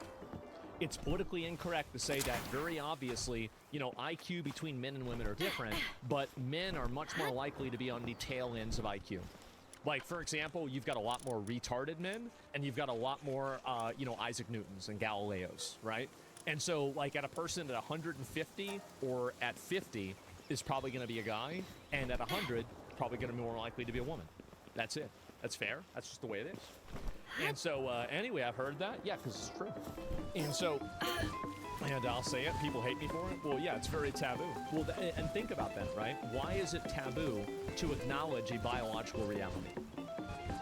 Think about that. It's because it's, again, what I was saying, the manufactured consensus of a false reality. And the moment that you build your worldview and you try to build, when you try to build a castle on sand, on a house of cards, it will always collapse. And that's the reason why their worldviews always collapse. That's the reason why these people never achieve anything. It's because there's no foundation under any of it. It's head kind of logic? Yes, it is. So, banned anyone today yet? No, actually I haven't. I've been on like a 1 hour and 40 minute rant, basically, right? And I've got a lot to say about this.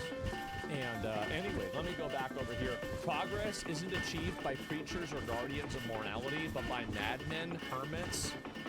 How about that? Heretics, dreamers, rebels, and skeptics. That's true. And anyway, I'll look at some more of this too, because there's been even more to go through. It's been and this research has, again, it's surprised basically nobody, but you know, again, there it is. And then this is also another one. And let's look at the other angle of this. I told my sister about IQ curves. They were mad. Yep. I mean, the thing is that the truth hurts. That's the way it is. Yeah, that's the way it is. And we have, and this is the problem, is that we have an entire society that is built to go to war with reality itself. People don't want to acknowledge that gender is real. People don't want to acknowledge that men and women are different. People don't want to acknowledge genetic differences between, you know, different ages. People don't want to acknowledge differences in culture. They don't want to acknowledge differences in anything. So we live in this hyper reality that's been completely manufactured by people that want to subvert us. And it's happening on every single level. Always on the run. I mean, somebody's got to say it, right? Here's a headline for you. The stay-at-home boyfriend is now an economic trend. The stay-at-home boyfriend. You know, I was a stay-at-home boyfriend myself. The only difference is I didn't have a girlfriend. I just stayed at home. Here's a headline for you. The stay-at-home boyfriend is now an economic trend as more women than men go to work. And the reason they found is that Fewer young men, Maggie, are entering the workforce than their fathers, their parents were.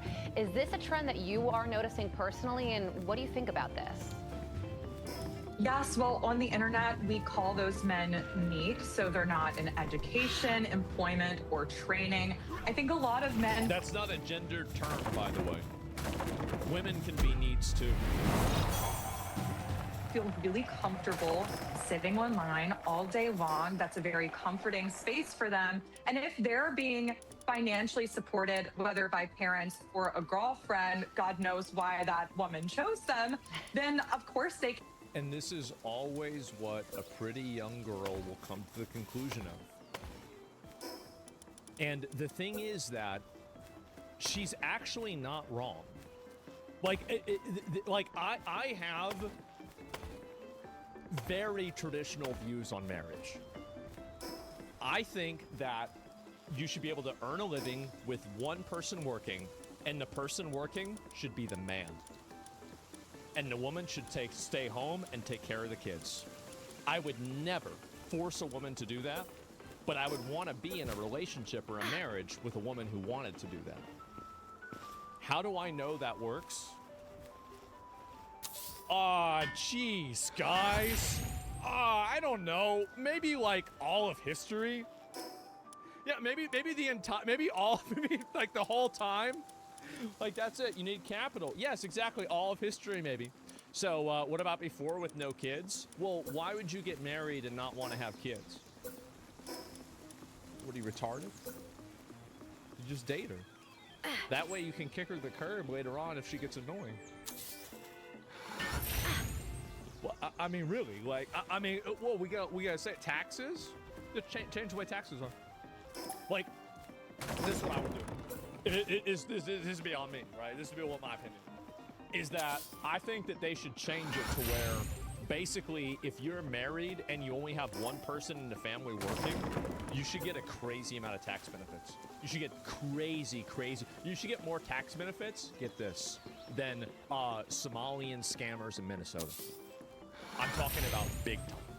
Major tax benefits, because, and the reason why, and here it makes sense, it does, because that's the way it should be. We should be paying people to do it right. And so, like, when I was a kid, I don't know if I should say this. Like, so when I was a kid, you know, my mom was a stay-at-home mom. Here's the funny thing: my parents weren't married; they were divorced. But my mom was still a stay-at-home mom because she was in need. She never wanted to get a job. She never wanted to do anything. All she wanted to do all the time was sit on the computer, watch movies, eat chocolate, and be taken to Taco Bell. Not go to Taco Bell, be taken to Taco Bell. She's in the passenger seat, and that's it. And the thing is that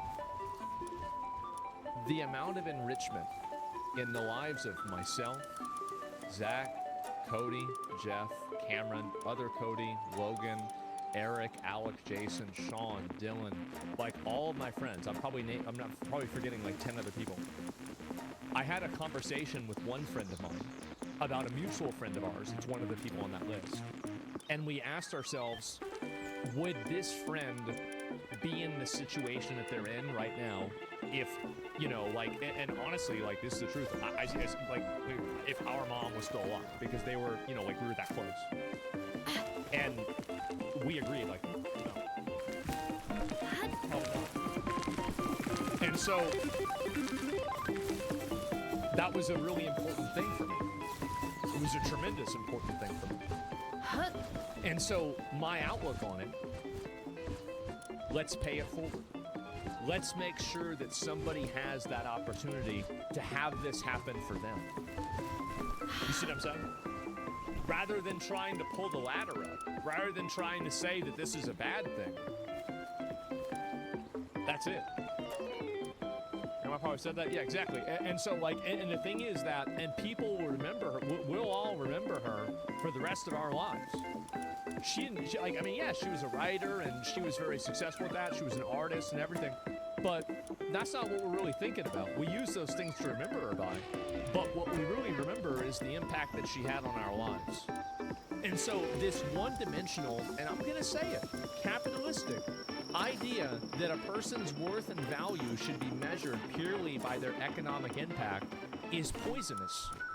It's completely poisonous. And I think we need to do more to get rid of it. We do. It's not capitalistic. Well, I mean, you could say whatever you want to call it, right? Like a financially economic focus. Like a person's value is not the amount of money that they make. You're sounding pro-immigrant, bro? Can continue to do that. I think that's very disturbing. I would not have a stay-at-home boyfriend personally. That's right. That's right. And you're cute enough to be a stay-at-home girlfriend if you want to be. You are. And women will always dog on men for being stay-at-home boyfriends. But at the same time, the reality is that these systems that women have wanted to be implemented have created men to be stay-at-home boyfriends. Man, we saw this, highly relevant. What is it? Let me go back, I'll pull it up. Workout sets. Hey, we live in an era where the girls wearing workout sets, drinking matcha, running around a city between workout classes probably make more money than the sea of finance bros that are in line at a Just Salad in between their lunch breaks. I love this life. I was definitely born in the right era. Having a bunch of hoes running around selling nudes of themselves and then getting plastic surgery, turning out to look like Jigsaw, and then getting depressed and having mental breakdowns at, like, you know, the old age of 29. This is not the way that we were meant to live. It's not. And there's something wrong with it. I have no problem with hoes. I have no issue with them at all. I think they're great. But at the same time, the glorification of it, the focus on it, and I mean, at a certain point, whenever, what was it named, like Bad Barbie or Bad Baby or something, that the Cash Me Outside girl from Dr. Phil and Little Tay, like they get famous when they're like 9 years old and when they're like 13 or 14 years old. And they have people pre-ordering their OnlyFans. We've got ourselves a problem here. There's something wrong. There's something wrong big time. Really, really big time. Bro, I'm serious. Like, I'm serious about this. Like, y'all can look into this. I mean, Little Tay even said it. Which is just so sick, right? So sick. And so here's the problem, right? How do these girls have the idea to go and do OnlyFans and stuff like this whenever they turn 18? It's because they're probably getting groomed on the internet by adult men that are telling them to do it. That's the reason why. And by other adults that are trying to feed into this idea. It's sick. Absolutely sick. The Epstein, yeah, exactly. Like, the Epstein class is real, but it's not just people that are really rich. And there's a lot of Epsteins. And they're cutting out the middleman. Yeah, I mean, again, I don't have a problem with girls that do it, but it shouldn't be a lifestyle, right? And anyway, no, I think that there's, and look at this tweet, right? 7.2 million views. Look at this. And so, me greeting my wife in nothing but an apron and a drug-induced erection. Hi, honey, how was your bullshit?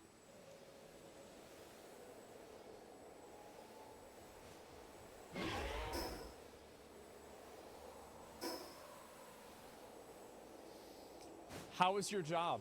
How was your job today? Yeah, there it is. As a stay-at-home husband, I spend most of the days lifting, tanning, training martial arts, and reading philosophy. Yeah, there it is. And so we're just going to pretend that college and the workforce didn't do everything possible to kick out young men. Exactly. So corporate America promised to hire a lot more people of color. It actually did. White was 6%, people of color, 94%. I really thought I'd get actual pushback. Someone somewhere articulating a theory of what I got wrong, why DEI was good or necessary, but this is pure ad hominem. Total, if it's not closure, there's nothing under the hood. And completely uncurious about the world that they actually live in. So, again, the lost generation. Oh boy, 1 in 6 hiring managers have been told to stop hiring white men. There you go. And so this is the reason why you have these things happen. And this is something that was done to men. It did not happen to them. It was done to them intentionally with a malicious intent. It was done with a malicious intent, and it was done to hurt them. And it worked. It worked. Yeah, why is this happening to us? Angry? Because there are too many men. Here's the reason why it happens. It's because there are too many men that are eager to sell themselves and sell other men out in order to, they will throw away every level of self-respect they have just for a crumb of pussy. That's the reason why. Just to hear that they're a good boy on, on a Twitter post. That's the reason why. That's all there is. Too many simps? That's right. Too many simps. And eventually, I think this will go away. I think it's beginning to go away because now, like, the conditions are becoming so problematic that, it's like something like this. I hate to say this, guys. Has there ever been a single society in the history of societies where young, able-bodied, military-aged men were systematically disenfranchised and disadvantaged, and there wasn't something bad that happened? I'm pretty sure the probability for something bad happening on that's like 100%, right? Amazons? Yeah, okay, so the one that's not real, right? Okay, yeah, sure, like Wonder Woman. It's a great point. Yeah, exactly. And so, I mean, I think it's pretty substantial. Pretty substantial, right? And basically, exactly, it takes a while, though. Yeah. And this is a result of stop bullying. At least the kids that got bullied turned out to be doctors and lawyers. No, I think these are two separate things, actually. And why are women reacting negatively to this? I thought women liked being out of the workforce and staying home was a horrible atrocity that been inflicted on them against their will. It's a power dynamic, and also it's different people doing it. What's wrong with men playing reparations for being oppressed in the same way? True. And every data point about struggling young men is always discussed in a vacuum as if it suddenly happened, like weather or earthquakes. It has nothing to do with the policies that were literally designed to fast-track women into professional jobs for the past 3 generations. It is. And I'm going to be honest, like, I will never, this is the reason I've said this before, this is the reason why I never support anything Democrat. This is the reason. Right here. It's because Democrats support this shit. Some Republicans do too, to be fair. They do. And it's a huge problem. It's a massive problem. And good, Shirley Boy turns on Mason Irwin. I didn't say that. I don't agree with them. But anyway, so this is what and they've got no problem patronizing and talking like this. And the problem is that these women are actually right. They are. It shouldn't be like this, but it is. And it's just getting worse and worse and worse. I'll look at a few more posts about this, and I'll look at some other stuff. Trump should be squashing this. He's being a complete pussy. He is. He's being a massive, gigantic pussy. And it's so fucking embarrassing, it makes me mad. Every day I see some post about him getting mad about something and not doing anything, it makes me fucking furious.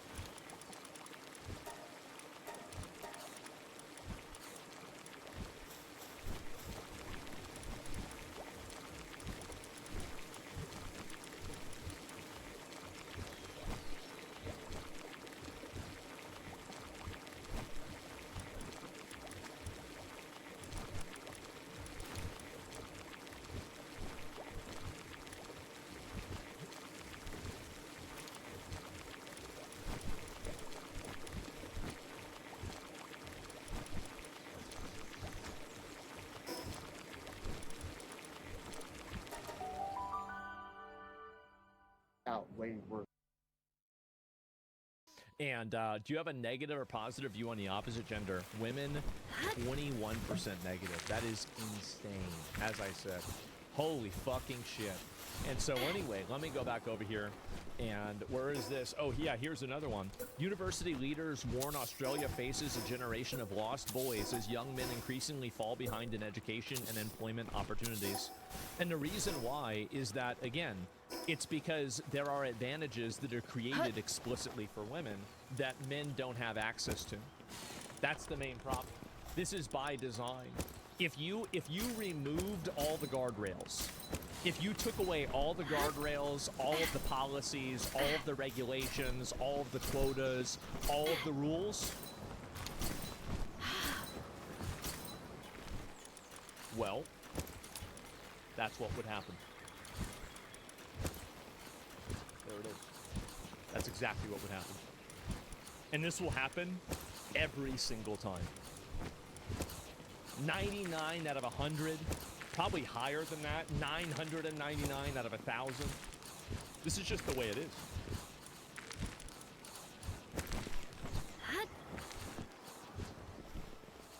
And when it says women already made up 57% of the student body, but it wasn't enough, women are never satisfied until they have 100% of the opportunities. It's not women, it's just, it's people. This is the problem, is that and the West has not inoculated itself around false accusations of bigotry. The reason why this continues to be a problem is that people don't understand how to ignore accusations of bigotry.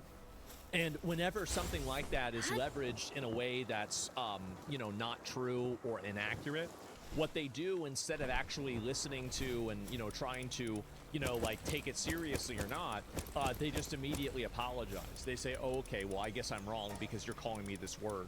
So basically, Westerners have become completely cucked by, words. That's what's happened. This will change very fast because men have required strength to do something about it. Well, that'll only happen whenever men decide to do that, right? And hopefully it doesn't come to that. That'll be horrible. And I think that you still have time to turn things around.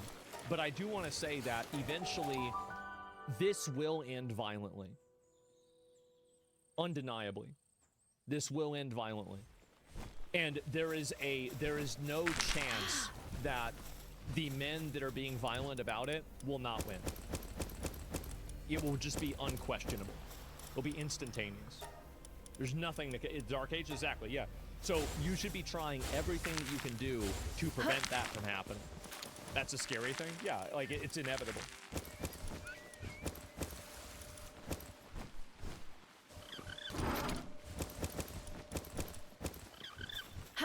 Okay, I wake up at 6 a.m. to do some work. Oh. I get my coffee, I sit down, I open my computer, and what am I greeted with? Well, hundreds of comments calling me a deadbeat dad, a child abandoner, and all manner of other insults. So I think, what's this all about?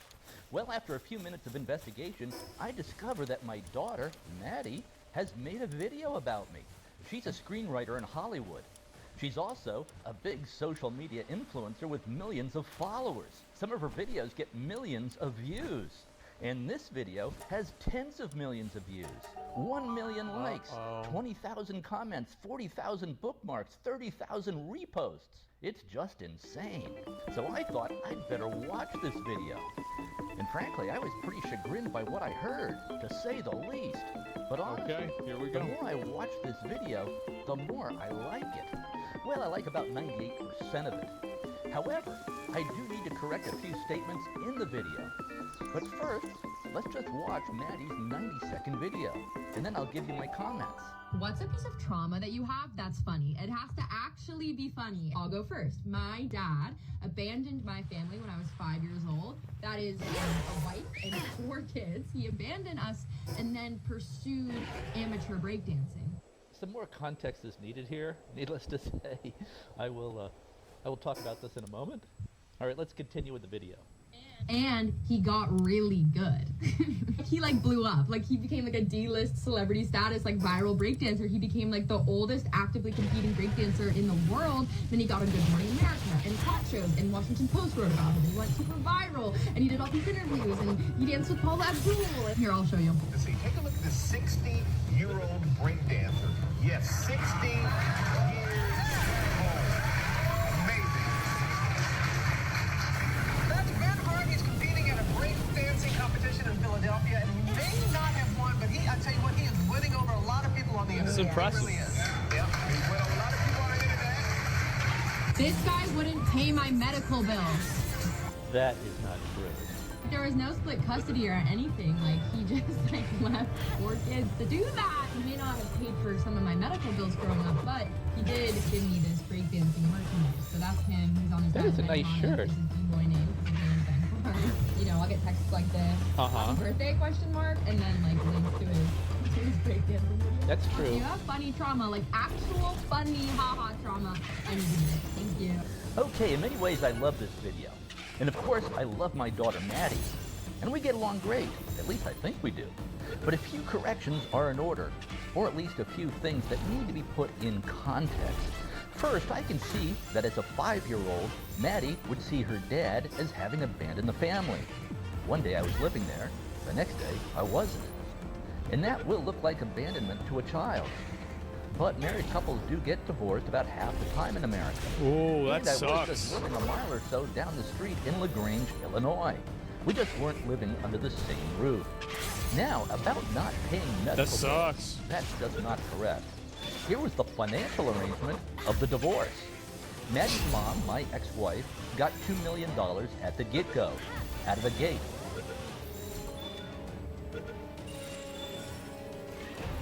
And this girl's complaining?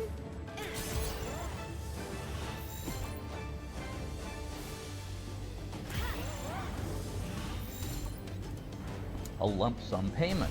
Plus, I was paying her $18,000 per month in child support and alimony. This was... Oh my God!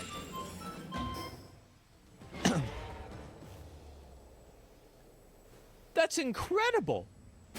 was later reduced to $12,000 per month. Only $12,000? Of course, I $12,000? paid health insurance and out-of-pocket medical costs.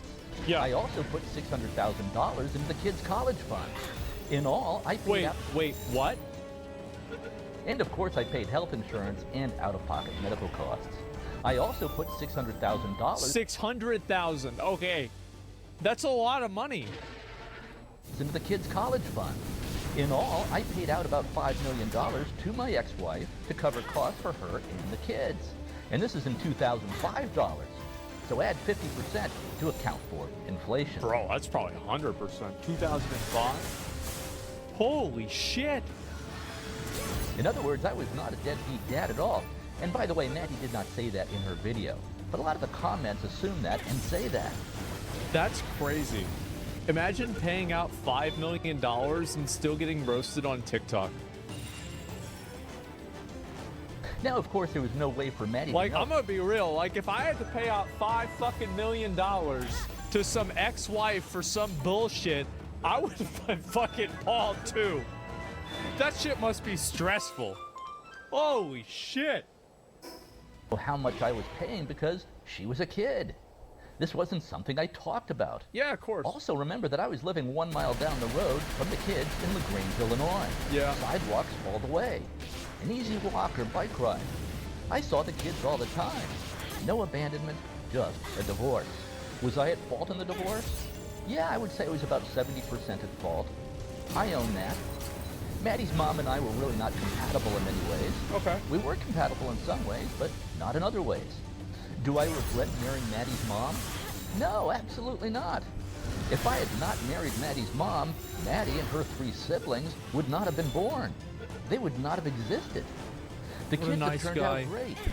Maddie graduated from Northwestern University and is a screenwriter in Hollywood. Maddie's older sister Tori is a partner at a hedge fund on Wall Street, and she's getting rich. Maddie's younger sister Olivia just graduated from college and is teaching English to first graders in Thailand. Good for her older her. brother Peter is getting a master's degree in psychology. I get along great with all my kids, including Maddie. At least I think I do. So the kids are doing... This guy is... Oh, he is cooking. Oh, jeez. Does fine despite Dad's many shortcomings. No. One other slight correction, which I hesitate to even bring up because I love the way Maddie did this in her video. I did not abandon the family for breakdancing. I have a career. I'm in the advertising business, built an ad agency. That's how Yeah, because that makes sense, because, you know, like the $5 million thing. I was able to afford to pay Maddie's mom $5 million. Privileged daughter in Hollywood, living a dream life. Gotta act like her upbringing was so unfair and traumatic. She's so special. Bro, has there ever been a bigger true? Like, that is you, like, 100%. Abso-fucking-lutely, dude. Maddie's mom and I separated in 2004 and divorced in 2005. I took up breakdancing entirely by accident in 2012 as a way to get in shape at the age of 54. I then just kept doing it. I'm now age 66. Now, some of you might be wondering, He's in good shape for being 66, man. Can he still breakdance at age 66? Well, I don't know. Let's see. I'll give it a try. Okay, Maddie, let's see how the old man does. No way. And you can tell that he's actually her dad because he's even going... Because this is like the kind of thing that dads will do to like embarrass their daughter. You know, like, it's like the first time their daughter goes to high school, the dad tries to wear a fanny pack or something like that with like his hat on backwards to like really embarrass her as much as possible. Like meeting all of her friends. Like, and he's still doing it. Yeah, he's still fucking doing it.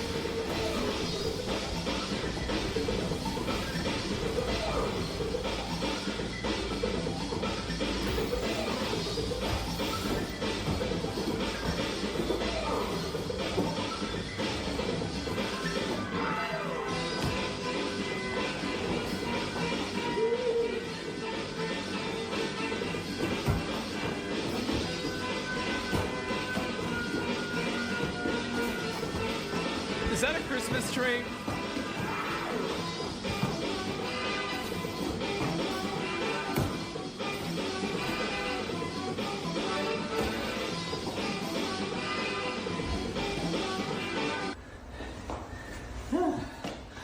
The main point is that it's never too late to start breakdancing.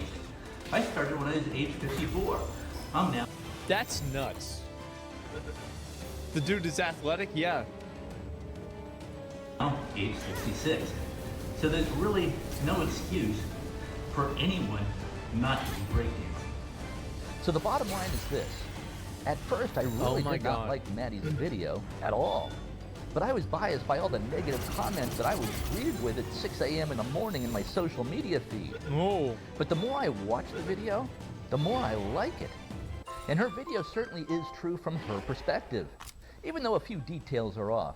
No doubt because of what she heard from her mom. And I do think it's a great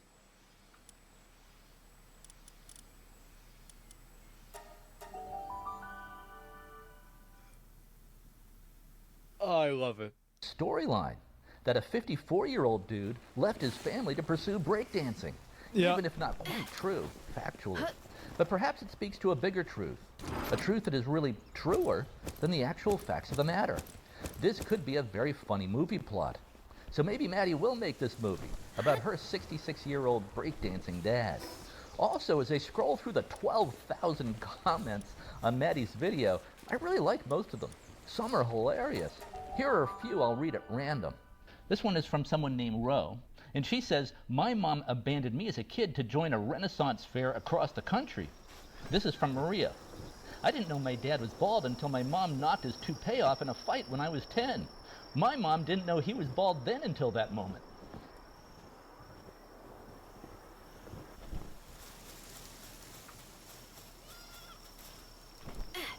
This is from Diane. "In foster What care the mandated fuck? therapy, the therapist told me I had abandonment issues and then stopped showing up to the sessions. I never saw her again." This one's from Bravo. My mom died the week of Mother's Day, and my father died on Father's Day weekend. It's honestly so typical of both of them. This is from Clover. My dad tried to kidnap me and ran out of gas while following us. This one from Chriselle. I had to be my mom's boss at Dairy Queen when I was 17 and had to fire her for smoking while working the drive-thru. You think that person lives in Florida or Alabama? Yeah, it could be Texas. You're right. Becca says, when my grandma passed away, my grandpa moved into a senior's home, met another woman, and brought her as a date to the funeral. Here's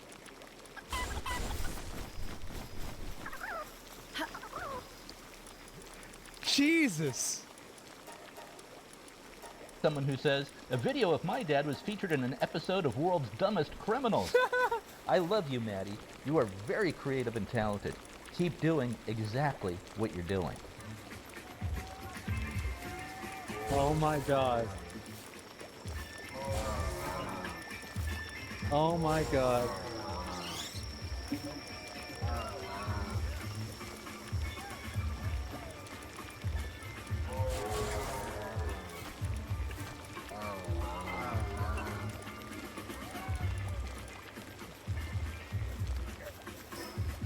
Holy shit. This dude had to pay $5 million in a divorce and he's still breakdancing. Oh, he's got another girlfriend.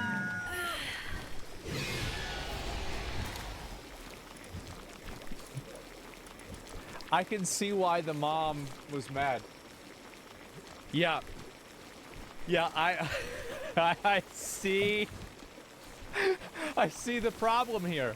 I'll probably delete this in the morning because like I don't actually have like bad will. I posted my video because it's a very funny story. It's very silly. I like to laugh at my trauma instead of like being super sad about it. But I know my dad posted like a 10-minute video or whatever being like, you know, my daughter's lying. We have a great relationship. I have a great relationship with all my kids. That's just objectively not true. Like, guys, we're all freaking out about this in my family group chat right now. We're being like, he's so unhinged and delusional.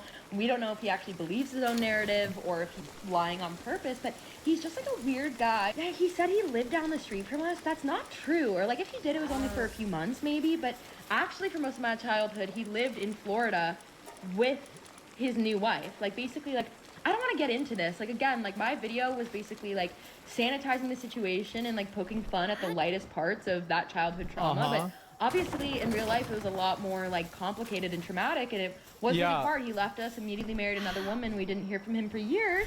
And then he would visit every few months, and we'd go out to dinner. But, like, I'm going to go ahead and I'm going to give, like, what I think probably happened.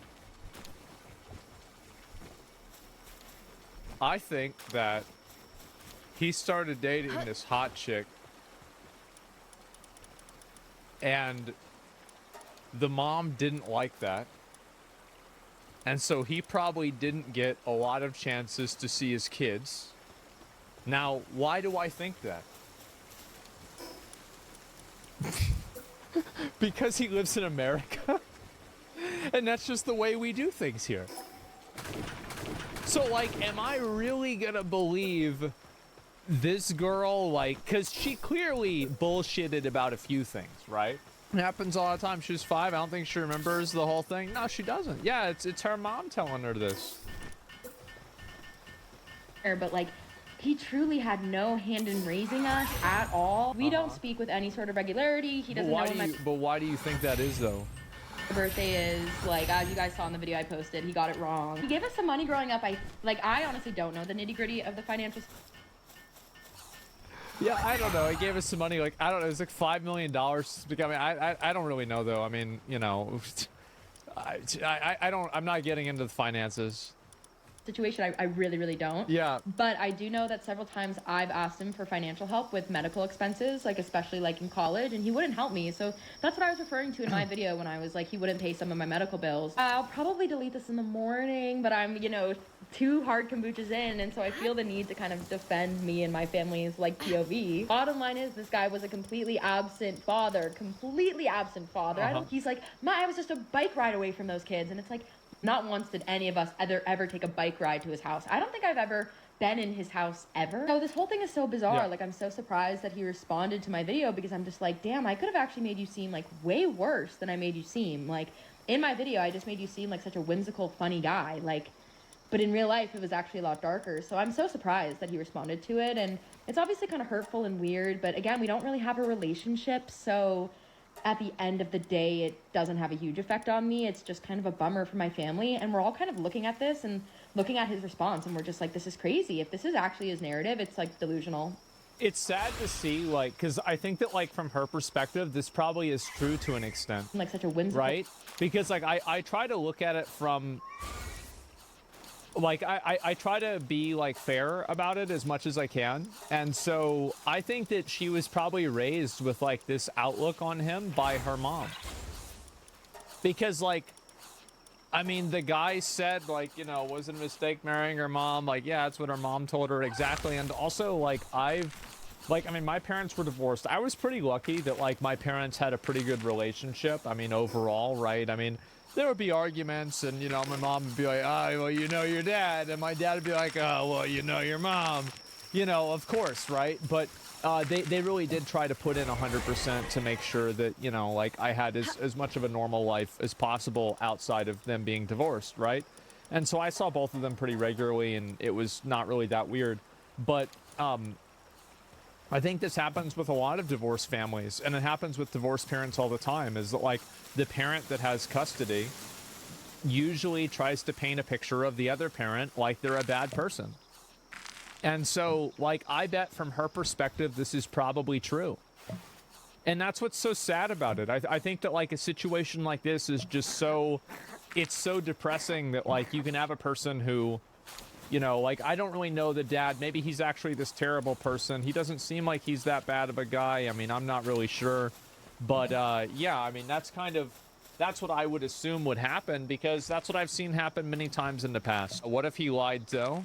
Would you want to blind trust his words? Well, no, but I mean, like, $5 million. I mean, you're going to tell me that he gave them $5 million and she's putting the blame on him for not paying a medical bill? Like, what about her mom?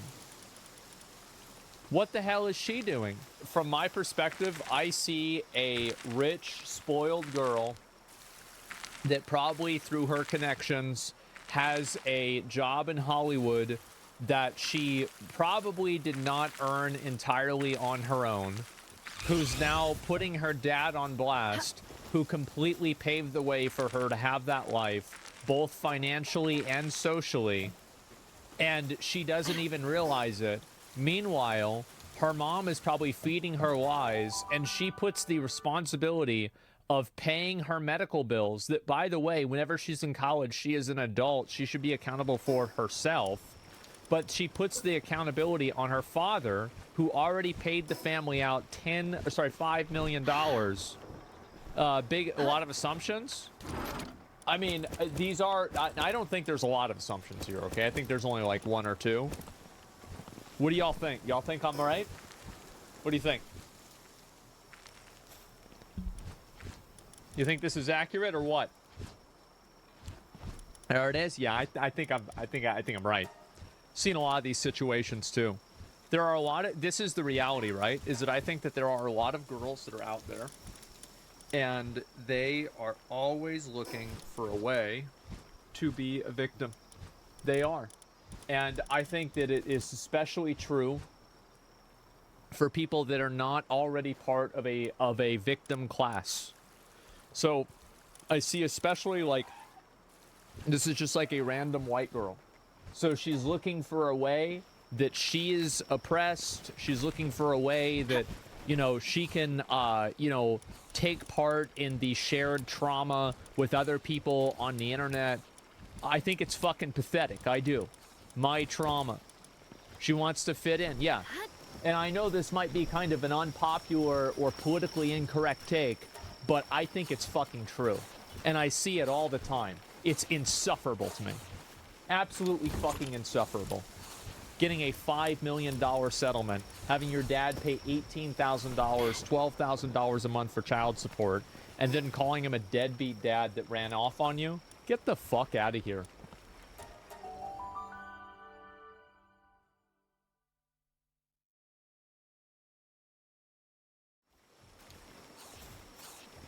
young guys dating older women. The cougar epidemic. Oh boy. Thanks to various social and economic factors and the rich, evil pedophile clowns that run our gay, retarded government, the American dream of owning a house and having a wife and 2 kids is dying. And the Zoomer-Coomer fantasy of a rich, older girlfriend taking charge and making you chicken nuggies while you play video games in your pajamas all day is thriving. Back in my day— I mean, the way she described it doesn't really sound that bad. I mean, I could see why that's happening. Hag maxing? Do you want to know what I think? I'm going to give my opinion about this 20 seconds into the video. I think that this is totally a psyop. It's pushed and perpetrated and proliferated by older women because they want it to be a self-fulfilling prophecy to normalize dating younger guys that they're more attracted to. I think that's what's happening. I think the exact same thing happens with the healthy at any size, beauty is not a number. I think it's the exact same thing. I think that it's totally self-serving older women that are trying to push this so they can date younger guys. That's what I think. we called this cougar hunting. Or, you know, mommy issues. Yeah. But the kids today are calling it something different. Hag maxing? Hag maxing. Oh, Jesus. Yeah. In my last video, Of I course. jokingly referenced the term hag maxing. You've been on a date with a 40-year-old. Okay, that's different. How is that different? He's right, it's Yeah. different. You're robbing the cradle, he's hag maxing. Educate yourself. Which greatly intrigued. Well, the difference, so here's the difference, is that the age difference becomes a sexual component, whereas if she's just a little bit older, it doesn't have that same type of effect. Like, it's crazy. Like, I mean, I've been on the internet so long, I know all these fucked up things, right? Yeah, that's the reason why it's different. Hag, Lamau, yeah, exactly. A lot of you. So I decided, you know what? I am going to make an entire video dedicated to covering this phenomenon. Oh, it's Gen you. Z men going out of their way to date older women. Yeah, here's the thing. You know who this was made by? A 35-year-old woman. Women. What is this? Why is this happening? Is this happening? And if it's happening, is it a good thing, or is it a symptom of broader Yeah. societal issues? Why are all these young whippersnappers scooping up these older timepieces? What's up with Gen Z slang, dude? Looks maxing, hag maxing, Riz, sus. Back in my day, we had our epic bacon and rafflecopters. We also had the N-word, too. Like, yeah, I feel like that's not really... It's not that much different. Like, I'm not the kind of person... yeah, like all of ours... yeah, all of the millennial, you know, gamer language... There's a reason why they're referred to as gamer words, right? So yeah, they've taken our culture away from us. Our culture has been made contraband. But I don't have a problem with Gen Z lingo. I actually don't. I think it's just as stupid as skeet, you know, and shit like that. It's just another version of it. We were happy. Now, when I think of the term YOLO, hag, yeah. I usually think of evil, cackling witch. But no, apparently now it means women above 30. Man, there was a discussion about this. I've said this before. You guys know what it's going to be if you've heard this before. There was a discussion about what age...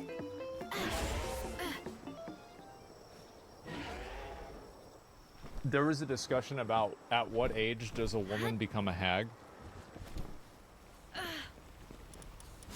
And the comment that had the most likes was 18. I think it was from an anime, like it was an anime poll or something, I don't know. But, yeah. Yeah. That's where we're at.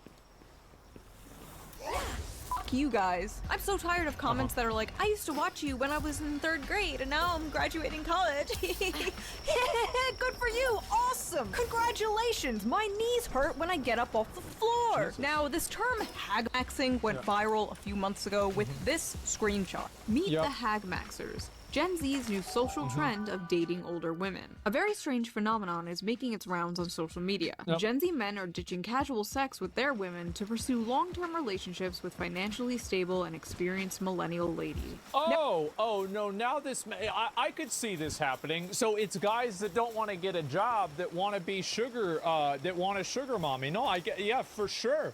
Because like, yeah, I totally get it. Totally understand that.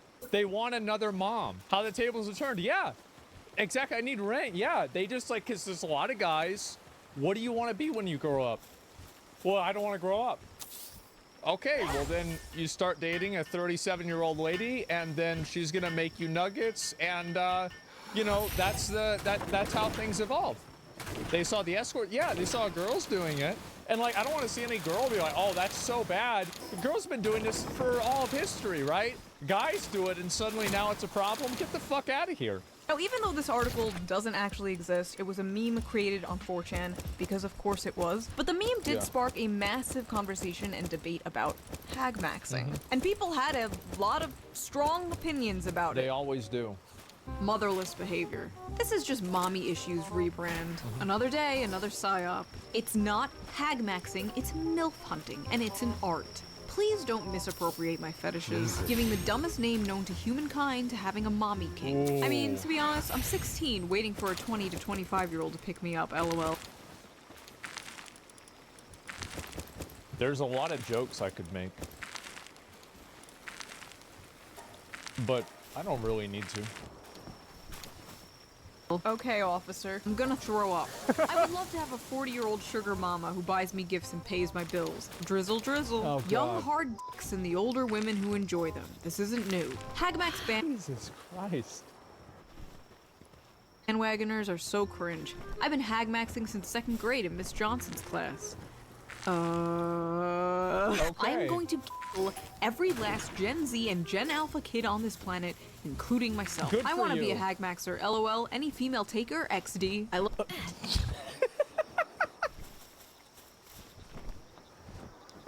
Holy fuck, this is stupid. Look at this stupid ass kid. Oh my god, what a loser. Yeah. I honestly think that it's just guys that don't want to have to get a job. I mean, like, besides it being a psyop by older women, I think it's also guys that don't want to have to get a job. But I don't want to work. I just want to stay home and play video games all day. That's it. Let me do that. XD. I like thick MILFs and I cannot lie. Oh, nice. It must be socially acceptable for 37-year-old men to date 20-year-old. Somebody was asking if there's a wait for the hag maxing app. There already is a hag maxing app. It's called Playing World of Warcraft. Old women again. Whoa, whoa, whoa. Let's not get ahead of ourselves here. Absolutely not. Yeah. I fucking love adult women.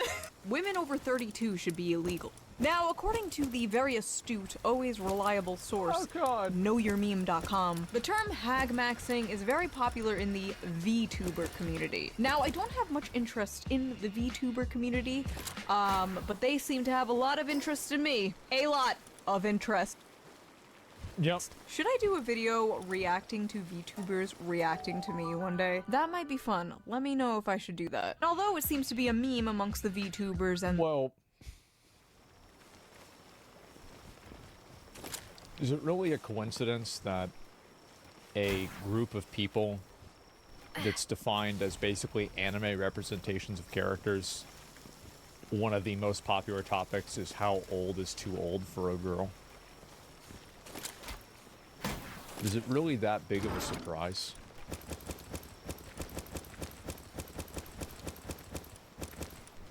the weebs, it is apparently a thing happening in real life. Rise of the boy toy. Why older women are dating Gen Z men at record rates. One woman stated— Again, I want to see the people who write these articles. I want to see if they're older women. That's what I'm curious about. I think that's what I think.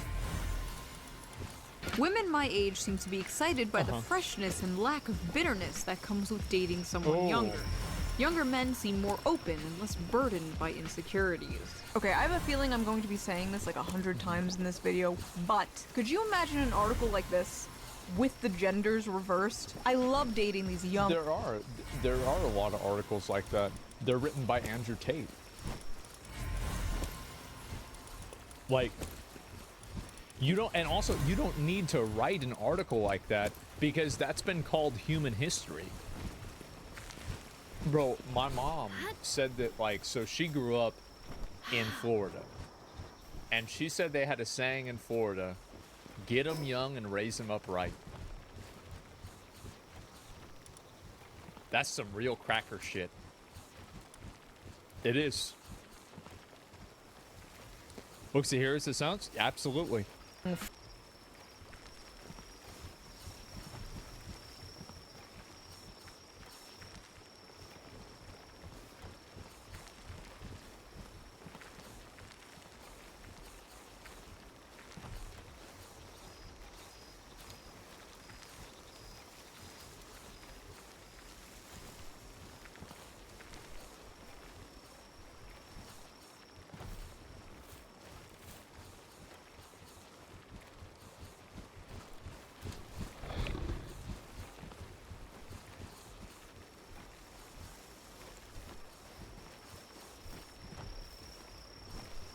Fresh boys. They're less bitter. They have less baggage. They're not ran through. People would just be calling it red pill incel sh**.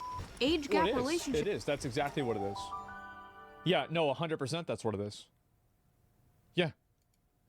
Between millennial women and Gen Z men are on the rise. Our analysis of age hypogamy reveals the pragmatic underpinning of these relationships. It sometimes comes down to who's available. Many older men prefer to date younger women. Wow. The same is true for a lot of older women, Somebody got with paid to write millennial this? and Gen Z men emerging as appealing dating options. For their part, many Gen Z men might have few opportunities to date women their own age, or prefer to date older women for various reasons.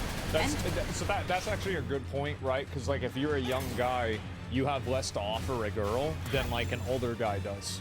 Because, like, if you're 20 and a girl's 20, you know, like, if you're a guy, right? I mean, like, what the fuck, right? Like, you probably are still in high school, in college. You don't have a job, but, like, a guy that's older, like, you know, 28 or something like that, let's say, has, you know, their life together generally more often, right? So, yeah, 100%.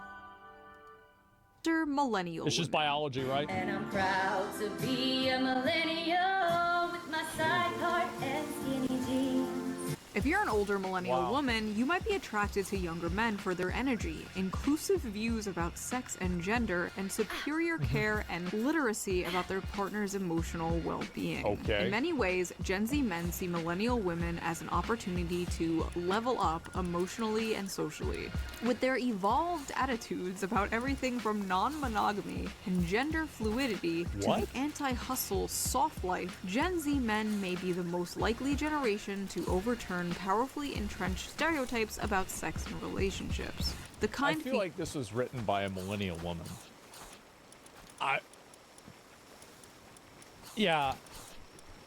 Featured by podcast bros. I love how millennial women have just psyoped themselves into believing a man who thinks f***ing a whole bunch of different women at the same time with no romantic commitment is an evolved way of looking at relationships. Yeah. Like, yes, queen, that Zoomer you're banging is so open-minded and progressive. He's not like those podcast bros. I swear modern feminism is like the greatest trick men have played on women. Like, just a bunch of dudes got in a room one day and were like, hear me out. We convinced them that getting naked and sleeping around is empowering. Genius! Even Hollywood. I do find it to be very interesting, and I think it is so fucking hypocritical when everybody yas queens every girl that turns 18 and starts doing OnlyFans, and then the same people turn around, and when that 18-year-old girl dates a 25-year-old guy, they try to call the guy a predator. Who the fuck do you think is buying the OnlyFans? Yeah, what is this? Seems to be hopping on the hag maxing train. Very Why are so annoying. many older women dating younger men in recent rom-coms? I'm old enough to be your mother, sighs Annie. Because older women watch the rom-coms and they like the power fantasy of it because that's what they want to exist as. That's the reason. Who the fuck do you think's watching this? That's not why. I think that's why. I think that's exactly why. Hathaway as she passionately entwines with Amazon's new heartthrob Nicholas Galazine in The Idea of You. Oh, Anne Hathaway? I'm sorry, who wouldn't hag max with Anne Hathaway? What a forward young man you are! My goodness! This phenomena is a groundbreaking shift, considering Hollywood's reputation for perpetuating the male gaze and old men's uncanny obsession with younger women. See, to me, this is what's so crazy is that it's a groundbreaking.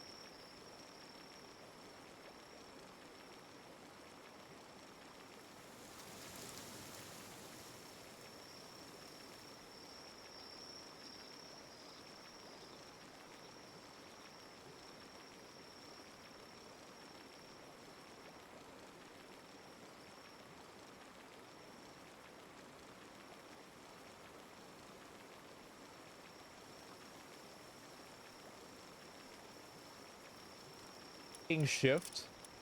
It's an uncanny. It's like, how is it okay when they do it, but if a guy does it, it's an uncanny. Like, this is insane. Like, is anybody like? Am I taking crazy pills here? Oh my god. You know, I really don't care about this shit, but it is so funny how much of this equality stuff is just, okay, now it's women's turn to do the thing we said was bad. All the new strong female leads in movies that are just kind of assholes, celebrating of billionaire female CEOs. Like, did you actually want change? Or was it really all just penis envy? Older women partner... A lot of people don't want equality, they want supremacy, and equality is on the road to supremacy. And so they want equality of, you know, basically outcomes, but they don't want equality of responsibilities. That's what happens a lot. People want power, yeah. With younger men. Why do some people have a problem with that? Perhaps celebrities will help ease the stigma. The French president's wife, Brigitte Macron, is almost 25 years older than her husband. They met when he was 15, and she was his high school teacher. Wait.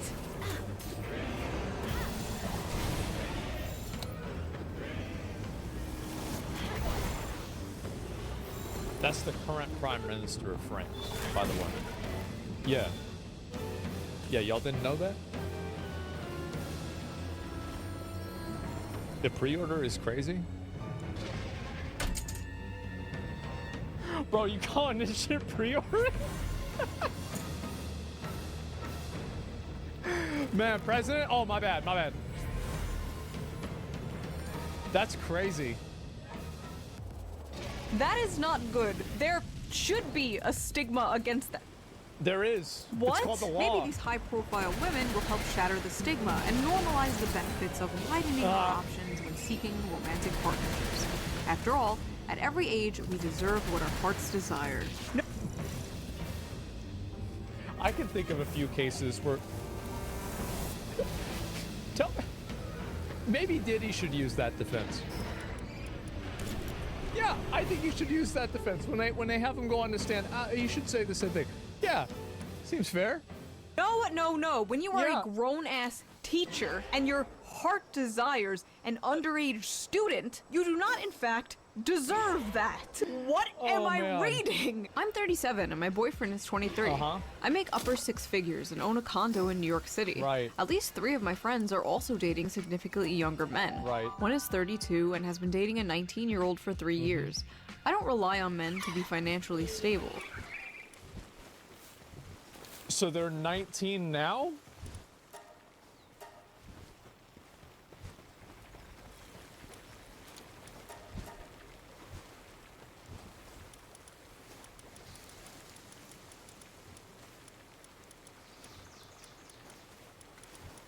I don't need my man to have a good job. We both know what we want out of this relationship, and we're getting it. Right. You know, honestly, good for this. It's crazy. Wait, one is 32 dating a 19-year-old for 3. Yeah. Oh no. Yeah. We older women aren't Yeah. man haters. We have a lot of love and make a man feel like a man. We are not drama queens. We can't get pregnant. We are very sexy. I'm not like the other girls. I'm infertile. Men dating older women Oh is my called God. hag maxing now. Why can't men just be normal? Why does everything have to be misogynistic? I just, like, it's crazy how the internet has made people so stupid. It's really impressive to me how it's happened. I am constantly in just awe of how dumb people are nowadays. The double standard's absolutely insane. It 100% is insane. It always is. And, like, by the way, and the same thing happens on social media. Because, like, so it's an older guy, you know, it's like Leonardo DiCaprio posts another photo. He's like dating a new 19-year-old. And it's like in the comments, there's like all these women like, oh, this is so disgusting. He's so gross. Oh my God, I hate him. He's terrible. Like, oh, wow. Oh, it's happening again, right? And then all the male comments are like, bro, I need to be a movie star. Oh man, what a G. She's so hot. Bro, he can still get it, you know? And then, by the way, and then at the same time, you have, whenever a woman does it, it's like all the women that are like, yes, slay queen. Oh, wow, like, we're so much better than younger women. And then the guys are like, oh, you're fucking disgusting. You're old, right? It's so stupid. It's so fucking stupid. Exactly, yeah. Hog maxing?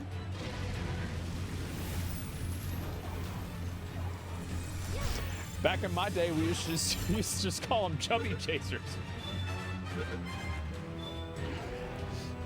No, it's not misogynistic. The term hag here is endearing. We're taking back the term hag. It's like when black people took back the N-word. Yeah. There's something seriously disgusting about men taking advantage of women's loneliness for their resources. What's the name of this? Oh, they didn't show the person's name? Ah, it's too bad. Yeah, imagine doing that. That's terrible. That would be disgusting. Who would do that? So when it's a younger man dating an older woman, the younger man is still the predatory one? Right.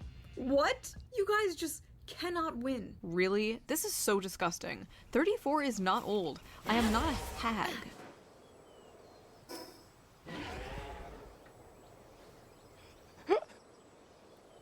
Bro, you know what's so fucked up? Oh my God.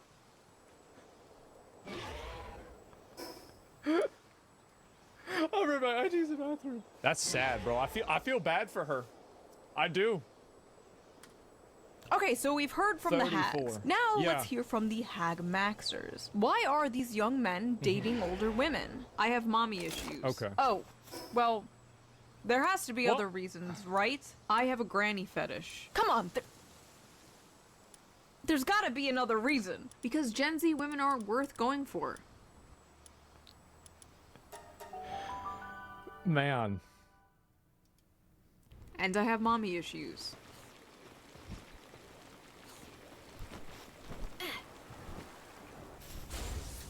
Man, that's the real issue. I feel like there's a big component of it. Part of that mommy issue is the fact that having a woman pay all your shit and you sit home and play video games all day. I mean, that doesn't really sound that bad. Yeah, exactly. It's like, yeah, that's right. I mean, there you go. To be honest, as a guy who's 22 dating a 36-year-old, I think for the most part older women are just a lot less drama and just more mature. Older the better. Most have a car, a house, financial stability, and time. They are mature and can teach you some valuable lessons, wisdom, and experience. Man. I'm still 19, and for me, older women I flirt with at bars and clubs are much more receptive and flirty than Zoomer girls. Honestly, it's partly because modern Western girls from 18 to 25 are like 80% hoes now. A woman who was 30 to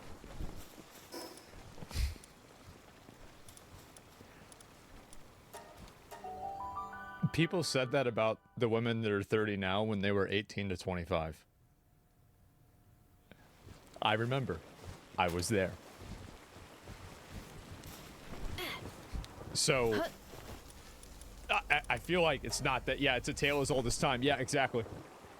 today likely has fewer partners, sexual or other, than a woman who is 5 years younger than her. I changed my Tinder age range from 20 to 25 to 30 to 39, and have been going on more dates than ever before with beautiful women who do not care that I don't make six figures at 22 years old. Damn. It's either take care of a younger woman who we know is potentially a flight risk, or appreciate an older woman who has their own shit together. George W. Bush married an older woman to get that money.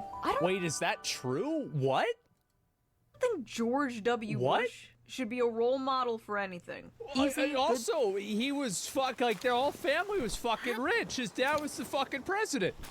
Is that true? I don't even know. Like, what?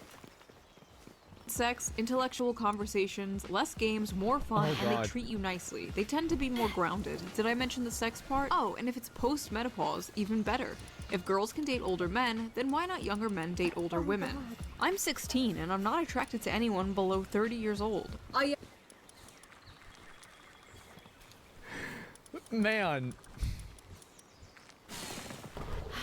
I just hope they don't watch Twitch. Yes, the or elusive YouTube, actually. Reverse pedophile. Yeah. Dating a woman with a career, property, experience in bed, and life.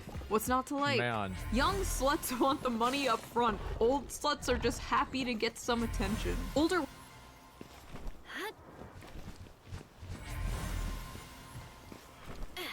Oh my god. Wow. Ain't no way. Women fed me, slept with me, and sent me on my way with snack packs. Legit amazing. This is fucking crazy. Women fed me, slept with me, and sent me on my way with snack packs. Oh my god. Legit amazing. I'm 26 now, dating a 38-year-old after years of trying with women my age and younger. They are all social media obsessed narcissists. I feel like they're hyping up millennial women too much here. Oh, they're not narcissists obsessed with social media. You guys weren't around during the MySpace days. Yes, exactly. It's not that. Yeah, it's because they're older. Yeah. Plenty of girls around my age were fucking insane. Now they're not insane as much because guys don't put up with it. That's the reason.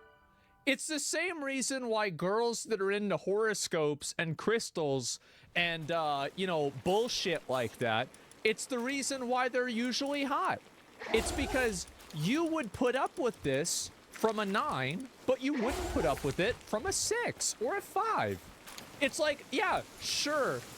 Yeah, I'm gonna get you the magic crystals and yeah, okay, now we're still gonna sleep with me? Okay, great. So that's why all of these hot girls are into crazy shit. It's because no guy wants to ruin his chances with the girl by telling her that this crystal isn't actually gonna cure cancer. That's the reason why. No, survivorship bias? No. Like, I've been to these stores. I've been to these, like, crazy witch stores and stuff. There is a higher ratio of hot girls that go to those stores than any other place that I know of. I'm trying to think of besides that.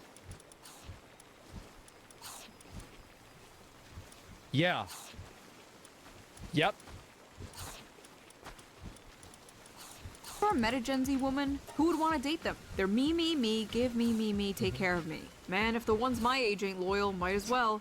They're basically like a grandma caring for you and taking care of you. Oh my god. Nothing like a no To be dent. fair, also, this is another thing, is that, like, a lot of girls do, like, that type of roleplay with guys already. Like, it's actually quite common. Your adventure. Yeah. You people are sick. No, I don't believe this is happening more than ever just because What? No, I'm Gen just Z being serious. men like easy sex or gifts. Or that Gen Z women are too obsessed with drama or social media. Yeah. No, I think there's more to it, and I have a few theories. So, as we talked about before... I think that, honestly, like, I've, like, there was, like, one girl I dated whenever she was, like, I think 22. And, like, this is a really long time ago, so she's, like, way older now. And, I actually think that it's impressive because I think she's actually even crazier than she was when I dated her. Like, she's actually, go back, like, 20 seconds. Wait, what? Why? You missed it? They're basically like a grandma caring for you and taking care of you. Oh my god. Nothing like a no denture adventure.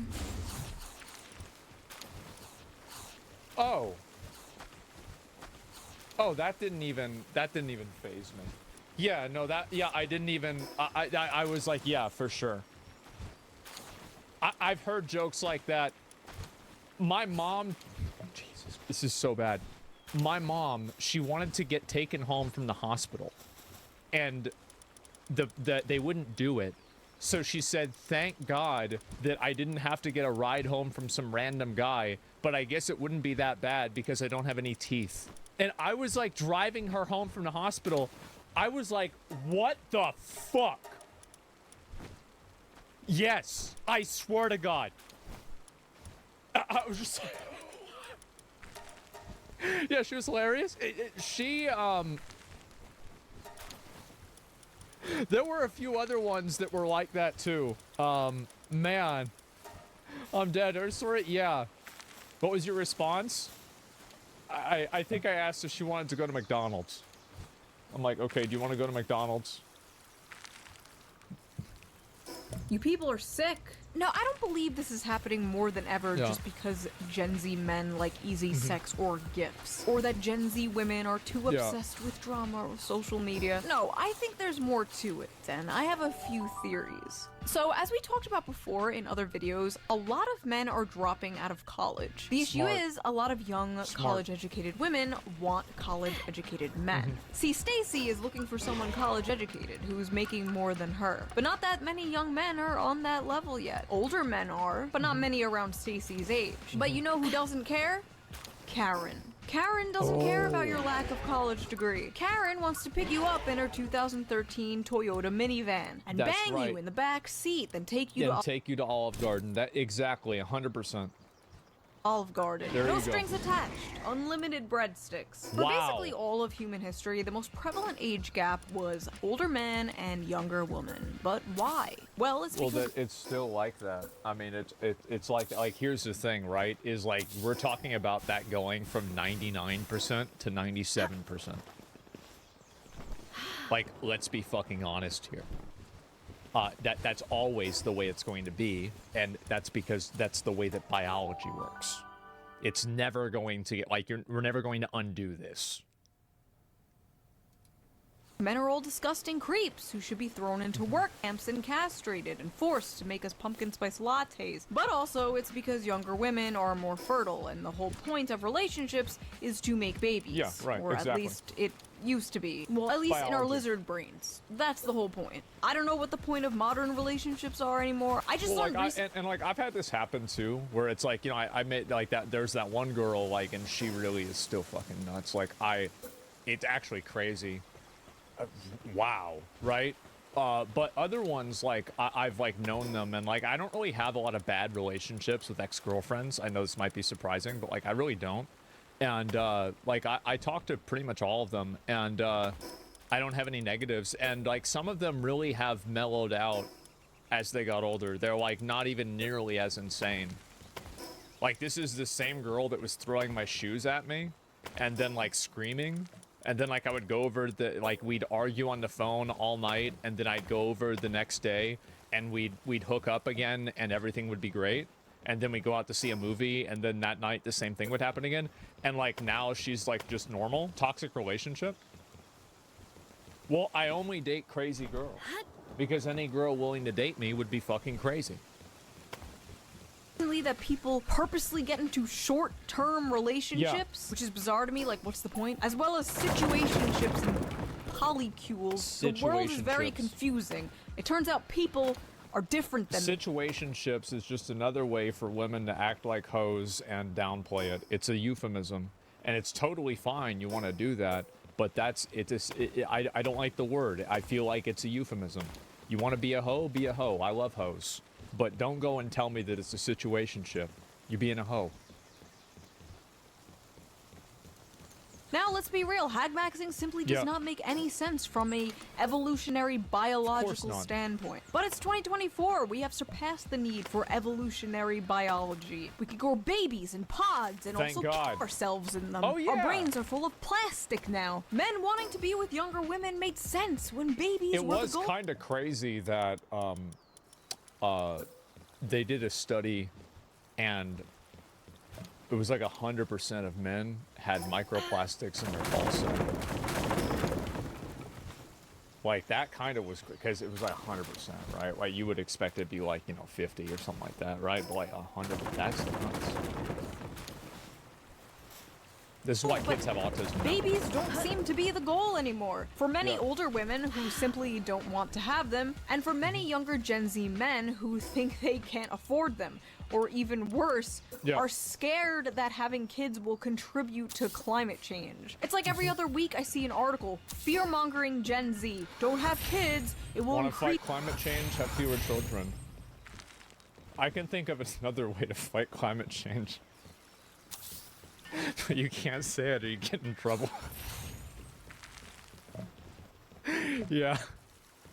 It's the carbon emissions, blah blah blah. You have to save the planet. And first of all, I gotta ask, who the fuck we saving the planet for if not future generations? So if Gen Z does not want kids, if they think they can't afford kids, why does being with a fertile woman even matter? Might as well date an older woman. Might as well scramble those rotten eggs. Oh, Jesus. Editor. Jesus. Edit that out. Edit that out. That's bad. No.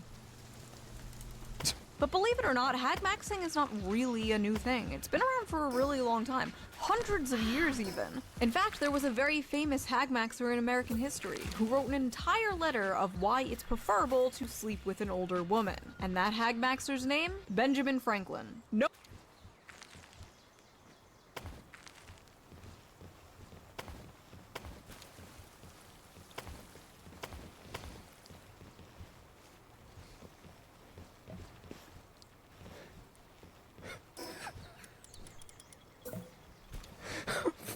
God. Are you kidding me? Oh my God. No, I'm not kidding. No. Benjamin Franklin literally wrote about the benefits of hagmaxing. Why older? Wait, why? What? Why older women make better mistresses than young? Which, by the way, is written by a Nancy.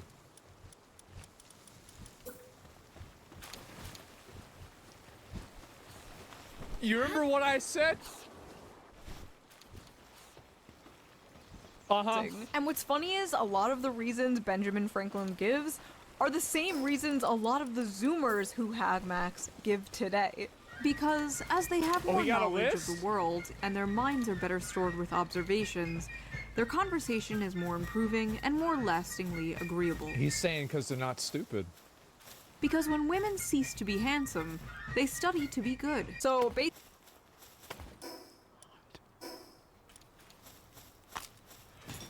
Oh my God. Jesus. good. So basically, she can't rely on her looks anymore and has to develop a personality. Because there is no hazard. You just said it in a... You just said it in a revolutionary way, right? Oh my God. of children, which irregularly produced may be attended with much inconvenience. Oh my God. Because through more experience, they are more prudent and discreet in conducting an intrigue to prevent suspicion. They're easier to cheat on your wife with. Well, it seems like that's true. Given, you know, recent events. Yeah. Seems that way. Lovely. Yeah. Because in every animal that walks upright, the deficiency of the fluids that fill the muscles appears first in the highest part. The face first grows lank and wrinkled, then the neck, then the breast and arms, the lower parts continuing to the last, as plump as ever. Benjamin Franklin really just said, the ass is still fat.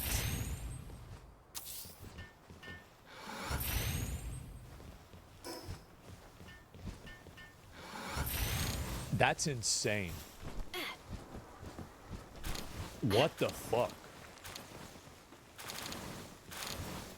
Incredible stuff from Oh our my- founding fathers. oh my I will God. literally never be able to look at a picture of this man the same again. This is no... I feel like now it makes a lot more sense why it feels like a large percentage of the men have this hairline. You know? I feel like now it makes a little bit more sense. No longer the guy who Man. discovered electricity. No, this is the great American hag maxer. Oh my God. So basically, some Gen Z guys have found a hack in the male Yeah. loneliness epidemic by dating the women who are suffering from the female loneliness epidemic. Like the two unwanted ends of a bread loaf coming together to make a sandwich. That's actually very accurate. I know plenty of girls that like this is true, like especially if like a girl has a kid. And it's true if like I think it becomes more true.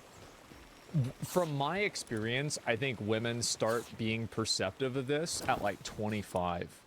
And I think by 30, a lot of them have like a massive level of like insecurity and like stress about it. It's super common, not raising somebody else's kids. Exactly, yeah. Isn't it just Two obvious? people Yeah. who believe they are the leftovers of society. Two people using each Yep. other to temporarily numb the pain. Oh man. Maybe it's not that fucking deep and it's just a funny meme. To be honest, I don't think this is an epidemic like the internet makes it seem like it is. All the data basically says that women prefer to date men slightly older than them or around the same age as them. Yeah. And men tend to date women younger than them or around the same age wonder as why. them. Large age gaps, for the most part, are rare. In relationships where the man is older, he's usually only older by 1 to 2 years. In relationships where the woman is older, 2 to 3 years. Yep. In all Western countries, only 8% of couples have an age gap of 10 or more. Wow. And couples with a larger age gap have more of a chance of getting a divorce. I bet that's true. But it is a Yeah. rising trend to think about and keep an eye on. As the social landscape continues to change, so will gender dynamics, and I find that very interesting. But that's Is enough it of rich my ones? yapping. Yeah. What do you guys think? What do you think of hag maxing? Have you ever hag maxed? Would you hag max? Personally, I am married to someone younger than me. He was graduating middle school while I was going into college. That's cute. Well, to be clear, I did not know him when he Yeah. was in middle school. I am not married to a middle schooler, not a groomer, folks. Do not put in the newspaper that I am a groomer. And I will see you next time with a new video. Bye! That's so fucking funny to me. It is so fucking funny for me to see this. Just look at the history of arranged marriages, similar psychology. Read the comments. I'm very vulnerable right now. If any older women are reading this, let me link you guys a video. Give the video a like. I've watched a lot of Shoe on Head's videos. They're really, really good. Yeah, I mean, the Benjamin Franklin thing was so out of pocket. Like, I'm gonna have, like, that's gonna take me a few days for me to process that. I'm gonna have to think about that for a while. Yeah, like, that's, ooh. You verified that? Yeah, I have to look that up. Fuck, man. A point that wasn't mentioned here is that a 14-year-old kid said to me on Fortnite that he would have to find a hag because he can't compete with people like Drake and Diddy in his bracket.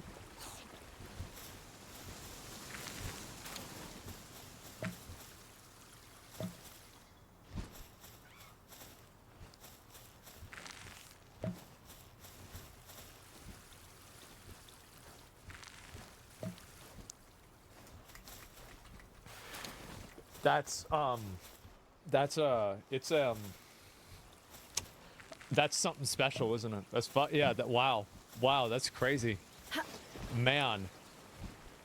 The losing bracket, I guess so, bro. They're smurfing. Oh my god. Since you cannot stand looking at Benjamin Franklin any longer, feel free to mail me any ugly, disgusting $100 bills you may come across. Good one. Yeah, Don's Farm, every time, just give me a tour of some section of hell I hadn't heard about before. People don't know about this? Yeah, this is super common. Yeah. Older man dates a younger woman, he's considered a creep by women. Older woman dates a younger man, he's considered a creep by women and men. Well, the reason why is that the women that are out giving their opinion on who's a creep on the internet are primarily women that have unresolved personal trauma and issues that they've had with a family member or something like that, and they're externalizing that issue by complaining about somebody else on the internet. Most of the time, this is what a lot of people need to realize. Most of the time, people that are getting mad, talking shit, and starting trouble on the internet are doing it because of something in their own life. It's not like, oh, they just invented this problem or they're just talking about this. No, most of the time, if you look at it, like, here's a good example. Every single time that you see somebody hating on a streamer for making a lot of money, why don't you open up their Twitter profile? Because 9 out of 10 times, it's just them retweeting giveaways and trying to message, like, train wrecks to, Train, can you give me a Bitcoin? Elon Musk, can I please have, I need a $10,000.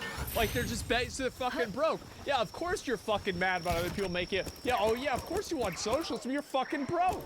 Yeah, no shit. It's not, yeah, somebody give me, can anybody, here's my cash app. Can anybody give me money? Can I get like 15? I want to go to McDonald's. I really want to get McDonald's. Yeah, it's emotional intelligence. Females are great at reflecting. I don't know. I think that really, you know, is an ass my favorite thing. Yeah, Anne Hathaway doesn't get frag maxing. She refused to age past 25. I'm a, oh god. These young and Gen Z hipster slang, we call them sugar mommies, which is the style at the time. I feel like there's a million terms like this, right? I do think that this entire idea of this, I think a very big component of it is older women, hopefully, you know, like executing some sort of self-fulfilling prophecy. It's older women writing articles about how younger men are dating older women, and they're thinking, maybe, hopefully, eventually, it will happen. If we write enough art, it's like Beetlejuice, right? You say it 3 times, he appears. Maybe if you write 3 articles, you can get a boyfriend that's younger than you. That's what happens. Mr. Goldman, yeah, there it is. The examples, I guess so, right? Are there any downsides to appeasing them? Look, what people want to do with their own personal relationships, you want to date as long as the person is of legal age. I don't care. Like if you're trying to date 18-year-olds at 30, they're 18, they're adults, that's fine. Go ahead. I'm not going to get mad about this. I'm not going to try to like tell you what to do. Oh, you shouldn't be allowed to do this. Like it's so bad. Just do whatever the fuck you want to do. Yeah, do whatever you want. It's consensual. Yeah, it's consensual between 2 adults. Whether it's a guy and a girl or a girl and a guy. It's that simple. Next trend is going to be single moms writing articles. That happens too. Yeah, it does. There's a lot of women that like they have a kid with somebody and then they have like trouble like dating another guy because another guy doesn't want to like take care of somebody else's kid. Lions solve this problem pretty commonly, actually. What the lions do is that whenever a male lion hooks up with a female lion that has a kid from a previous lion, he just kills the kid, right? Just kills the kid. Problem solved, right? Bears, yeah, bears, right? But like, you know, people, like, we don't do that. So yeah, it's like the whole like post-birth abortion thing isn't really as popular. But yeah. Yeah, you have to delete the save game. Yeah.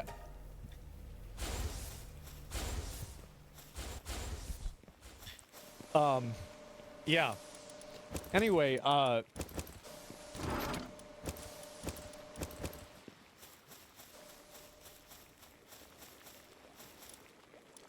So we've been very busy here on the Shoe on Head program. In the past year, we talked about male loneliness, female watched that one. loneliness, the male dating strategy. We asked I the saw question that on one everyone's too. mind, are women okay? No. And we even judged male bedrooms. But I regret to inform you, my research into the male and female question is far from over. Today, we will be looking at one of the most classic, annoying gender war debates. Who is more shallow? Men or women? Or women?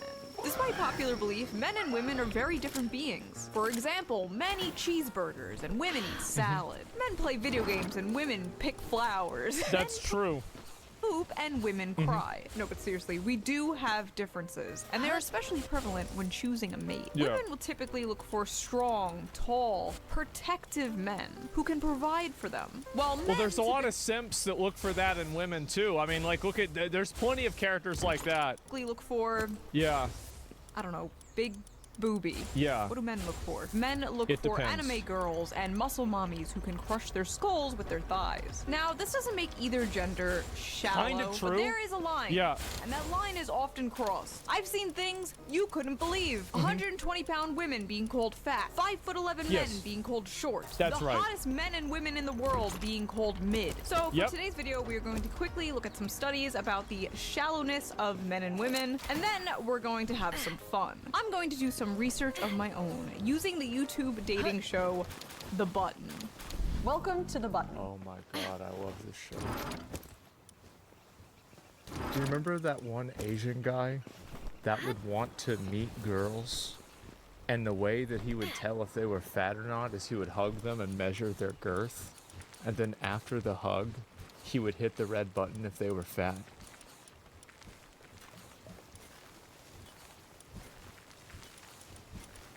You remember that? That was so fucking good. A speed dating Yeah. show. When the button lights up red, either player may press it and swap out their date for a new person. It's kind of like it's never lined up with the right person. Oh! It's been said that men are the more visual creatures. Yeah. They'll judge women harshly on their looks, while men are judged more for their wallets. Oh, speaking of wallets, that reminds me. Let's give a shout out to today's sponsor. Now, let's get back to the video. My personal theory is that men and women are equally shallow. It's just a personal thing. But women just have way more options, so they're way more picky. But in yeah, reality, women can exercise being shallow more than men, but men are also very shallow as well. I think that's really what the difference is. It's that men and women are both shallow, but women have the ability to exercise that way more than men do. people are different and people care Yeah. about different things. You can't really shove men and women into boxes, but it's fun and interesting to do. So for the sake of this video, like all the Yeah. other videos we've done on the male and female question, we're going to do it. Hey, I'm non-binary. What about me? What about you, Ash? Not everything Yeah. is about you, Quinn. Settle down, Sage. I think I just called out like every non-binary person. Oh, Aren't like 2 of 3 of those Valorant agents? forget about you, Onyx. Okay, so that's personally Or my Pokemon. theory, but what does science say? Mhm. Who is more superficial, men or women? Men's judgments of women's attractiveness were based primarily around physical features, and they rated highly those who looked thin and seductive. Wow, what a Most surprise. of the men in the study also rated photographs Yeah. of women who looked confident as more attractive. Big surprise. The women rating men showed some preference for thin, muscular subjects. Well, how about that? But disagreed on how attractive many men in the study were. Some women gave high attractiveness ratings to the men other women said were not attractive at all. So, men tend to like the same things in women, Yep. while women tend to disagree on what I don't know how true that really is. I think it's probably more true, but like, there's plenty of guys that like fat chicks, for example. I see it all the time. But yeah, most guys like big boobs or a big ass. Yeah, for sure. is attractive and unattractive. Not as many, that yeah. checks out. When you ask a guy what their wildest hear me out is, it's usually some conventionally attractive Right. woman. Meanwhile, when women say hear me out, it's like venom. I was about to say, it's like a dragon. Yeah, but yeah, this is, yeah. Or Pyramid Head from Silent Right. Hill. One social experiment was done in France where they had a guy stand next to like 3 different cars. One was like an expensive luxury car, one was like a mid kind of expensive car, and the other one was like a poor people car. A poor people car. I drive a Subaru Forester, okay? It's still got the Bernie sticker. Anyway, the man stood next to 3 different cars on different days. Yeah. When he stood next to the poor people car, he only got 7% of numbers from the women passing. When he stood next to the mid-level car, he got 12%. And out of all the women that passed the man when he was standing next to the luxury expensive car, 23% of them gave him their number. Man, that's crazy. 7%'s good? Yeah, what a surprise. So he's standing next to an expensive car, 23% of them give the number. So yeah, that's a massive that's a 3x multiplier. That's crazy. Interesting, isn't it? Yeah. These findings indicated that women are inclined to give high-status men more of a chance. Wow, who would so somebody did a study on this, huh? Well, that's good. I don't think anybody knew that. Wow. Water is wet. Yeah, wow, crazy. Is water wet? Honestly, the car thing wouldn't work on me. I do not like cars. I hate cars. I hate driving. I like trains. I am spiritually autistic. Men pretend they like cars as a hobby, but I don't buy it. Men don't have hobbies. They do everything for female attention. Yeah, nice hand-painted Warhammer figurines, you fucking slut. All right, what else does science Besides say? Warhammer. Breaking. Study concludes men are shallow AF. Well, you have to remember, like, this is from Cosmopolitan magazine. Do you know who the people that read this are? Fat women. That's who reads this magazine, and everybody knows it. So yeah, that's exactly what they want to hear. 100%. Yep, fat teen girls read this magazine, and they're like, I knew it. I knew it. See? See, this is what I've been saying. Yep, there you go.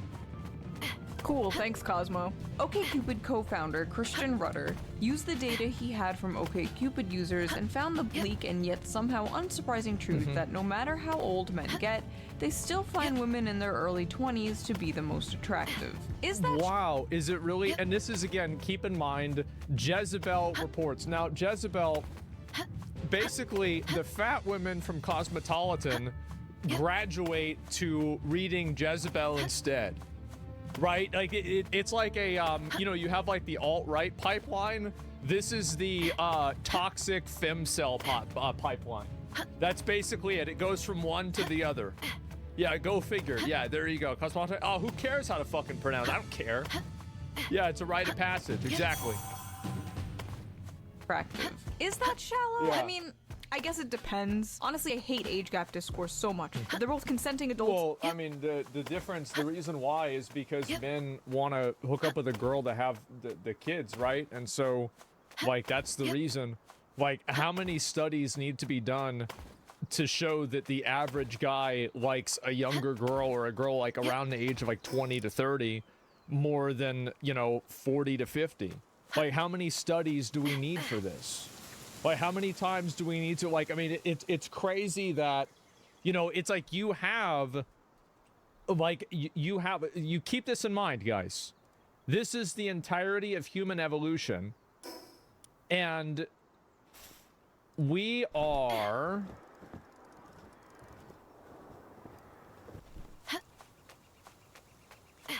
right here. Yep. So if you zoom out, it mattered in all of this other point. It's smaller? Yes, actually smaller. It mattered in all of this other time. And you think that you're going to change things inside of this one little red line. Uh-huh. For sure. That's being generous. Yeah, there's a reason for that. It's because men and women are attracted to each other for the primary purpose of procreation. And as women get older, it becomes more problematic to have kids. Fucking duh. Fucking obviously. You know it, I know it, everybody knows it.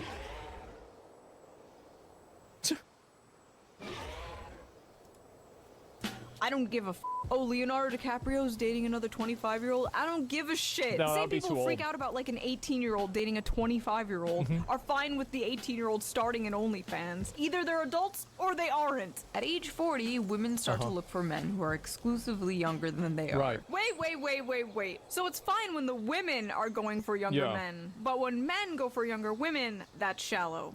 Naturally. Cosmo moment. Oh my god, Well, the reason why, it's because the people that are writing this are older women who are mad.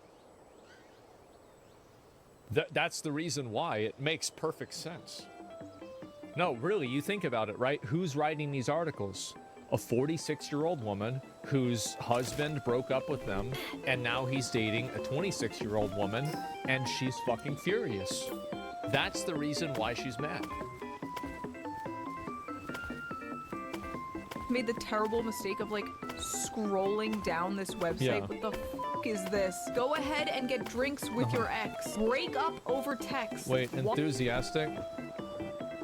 Get drinks to your ex? I don't know, like, and I maybe this is like a weird thing, but I actually don't have any negative, it's not true. Besides one. I don't have any negative relationships with any ex-girlfriend I've ever had. Never had to happen. Like, I still talk to them semi-regularly. I've been supportive if they've had a problem. Absolutely. The last two? Yes. The last two have been no problem. Why would you contact them after? Because we were friends, and that's why I dated them. I like them. Yeah, and so I support him, still want to see him be happy and everything. Yeah, it's not a big deal. Yeah, what? I don't know, like, maybe that's just me. Like, maybe I'm weird, right? Break up over text. Wanna explore your back door? You need an anal vibe. What? Hello? Everything to know about 5-inch penises. What? I'm so tempted to click that one because what is there to know? ASU study shows both men and women are shallow. What they found was that men and women prioritize different qualities when screening each other in online chats and speed dates. Women want men who are at least average in social status, while men want women who are at least moderately physically attractive. Modern men are creating hoflation. Stop simping for every mid and sticking your wiener in anything that gives you attention. And women, stop giving it away so easy. Never forget that men built society to impress us. Fire for pussy. The wheel for pussy. The pyramids, pussy. Space exploration, pussy. Without the motivation for pussy, men would still be in caves eating dirt. This is why our She's not really that wrong. When I think back in WoW to some of the best, like, have I tried to do a lot of damage in a raid before to impress a girl in the raid? Absolutely. And those were 99% parses. Yeah, true. planes are falling out of the sky now. True. Because society was better when it was harder to get pussy. Yep. I should be the female Andrew Tate. Anyway, science is gay and a liar sometimes. So let's do our own research, shall we? Let's watch this stupid-ass dating show and come to our own conclusions. Okay, what is your name? Peyton. Gabe. What is your type? Pete Davidson. What's your type? A man Pete that Davidson? I feel like girls don't really like the way Pete Davidson looks. They just like his energy, his charisma. Like, he's really not that good looking of a guy, but like, he's obviously a funny guy. Like, he's tall. Is he tall? Yeah, I don't even know. He's a drug addict? And he's funny. Yeah, exactly. Looks absolutely f***ing nothing like you. Off to a great start. Also, I never really thought about what my type is. Do I have a type? I don't think I have a type. Just be funny and think the world is also run by satanic pedophiles. That is my type. That are lizards. Peyton, when we asked, why are you single? You wrote, guys suck. Yeah.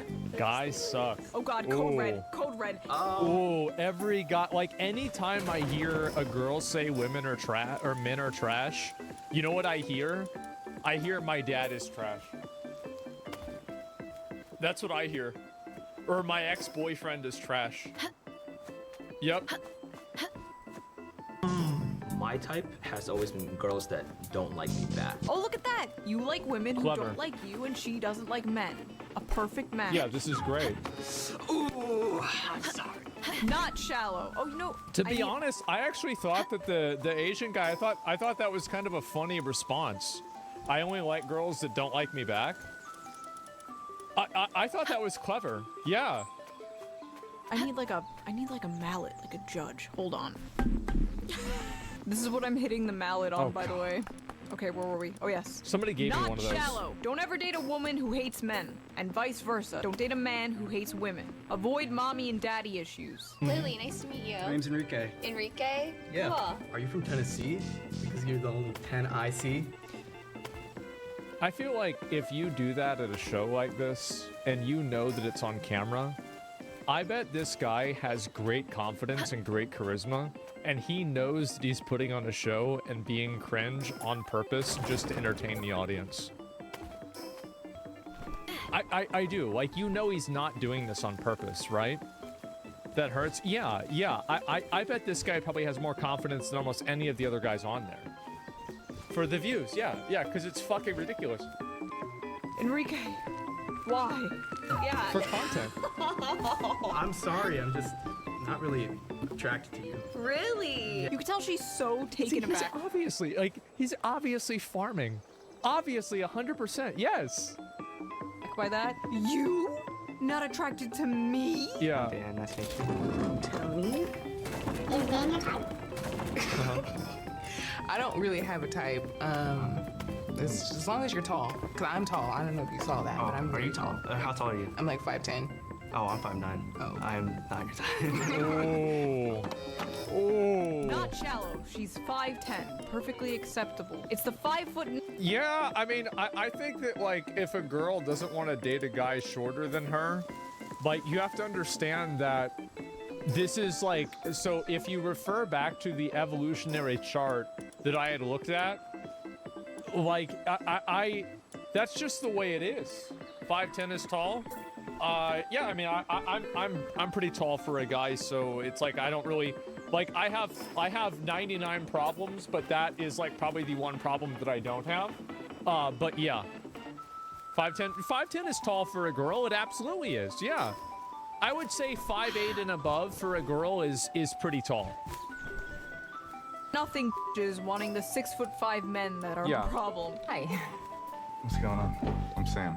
Hi, Vesta. It's nice to meet you. Who's that? What is that? I couldn't find anyone to babysit, so what is I that? decided to bring him along. Are you ventriloquist? No. What do you do for work? A professional cuddler? Nice. Seems like a good line of work. What the is happening? This looks like two people that got their personality from watching every quirky millennial writing show. Like, this is, like, both of their personalities come straight out of that. You know, it's like the, like, I'm trying to think, like, a way to, like, what can I describe this? Like, the most, like, the Redditors? Yeah, basically, like, low energy. Yeah, exactly. Jeez, this is bad. She seems hesitant about the puppet, so kind of a deal breaker for me. Shallow. You know he has banged that puppet. You know he has made sweet love to that puppet. But I gotta ask, what the is a professional cuddler? Ice, nice to meet you. Ice? I know what it means. It means she's unemployed.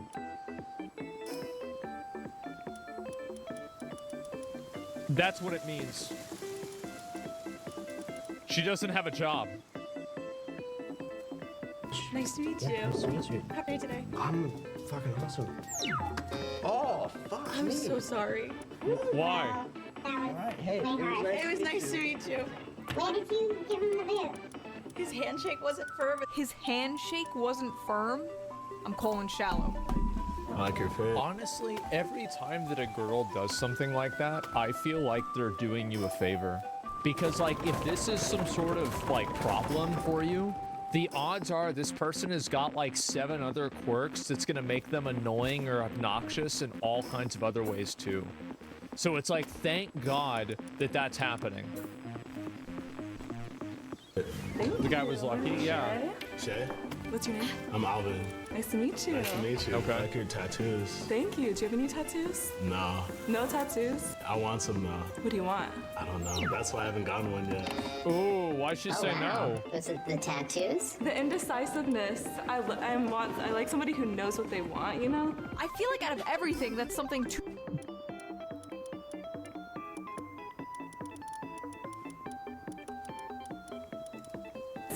This girl doesn't even know what color she wants her hair to be.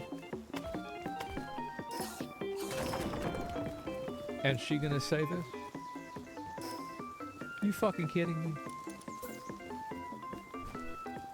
I like somebody who knows what they want, you know? I feel like out of everything, that's something to be indecisive about. Yeah. Tattoos are like a really It's a pretty big deal. permanent thing. You should take your time to think about what you want, or else you wind up just getting like random textbook doodles, like a f***ing rose, or live, laugh, love.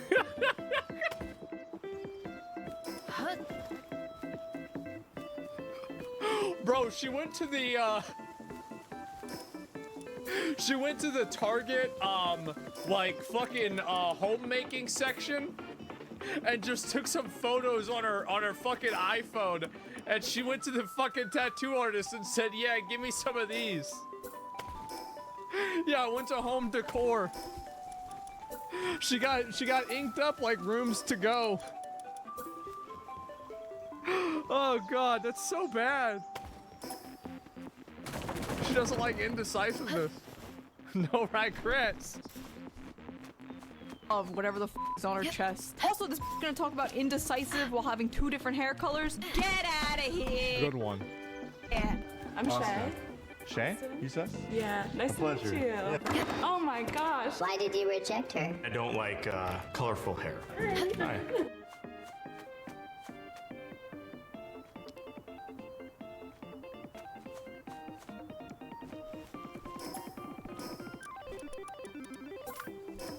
It's not about the hair. It's about what the hair represents.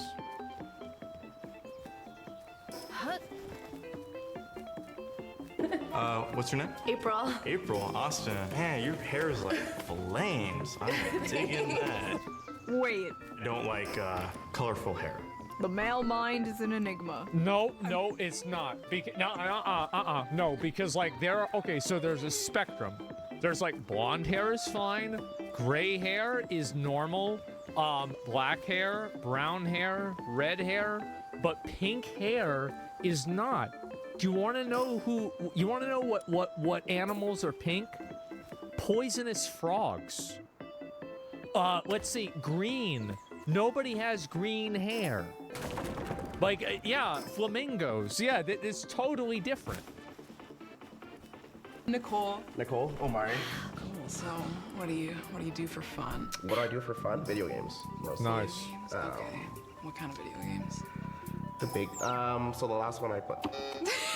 Jesus. Why did you reject him? Because there's more to life than video games. There's more to life than video games. Yep. Every time that I hear somebody say that, I want to know what their hobbies are. Well, I'm all caught up on Love Island, and also, well, I'm rewatching Sex and the City. Uh-huh, yeah, for sure. I like going out to eat. We know. You know, like, are you fucking kidding me? I like watching Instagram wheels. Sorry, not wheels. Instagram reels. It's wheels, yeah, it's close enough. Traveling? Yeah, I like traveling. Where have you been? I went to Disneyland when I was 12. More to life than You asked him what he does for fun. What does she do for fun? Yeah. Ponder the mysteries of the universe? Shallow. Didn't even give him a chance. Damn it. Wow. I don't like guys with long hair. Ooh, what a bitch. Nicole, nice to meet you. Hi. Ryan was in the army. Ooh. Why did Bro, this girl? Man. Man, that's crazy. How many cats do you think she has?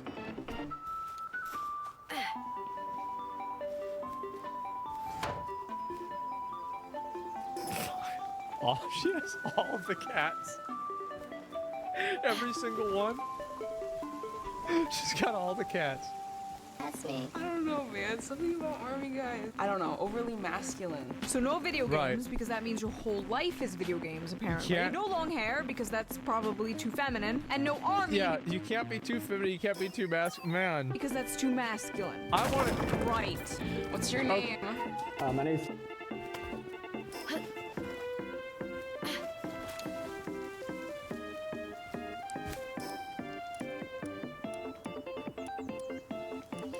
The worst part about this is I bet she won't skip as fast.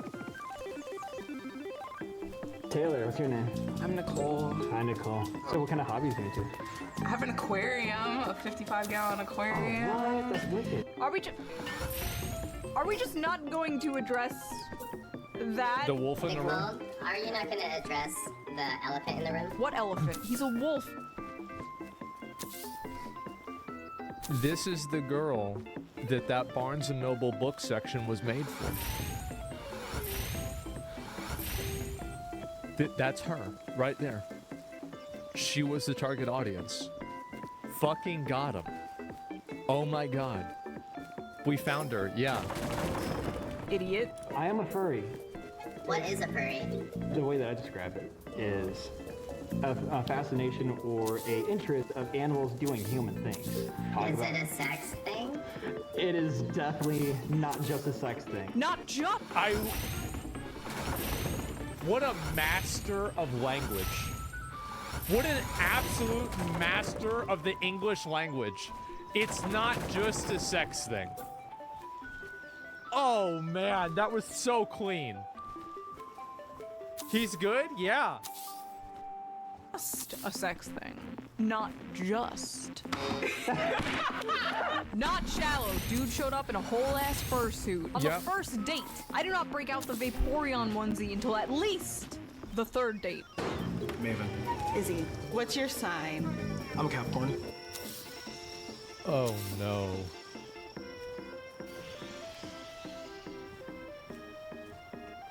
Oh no.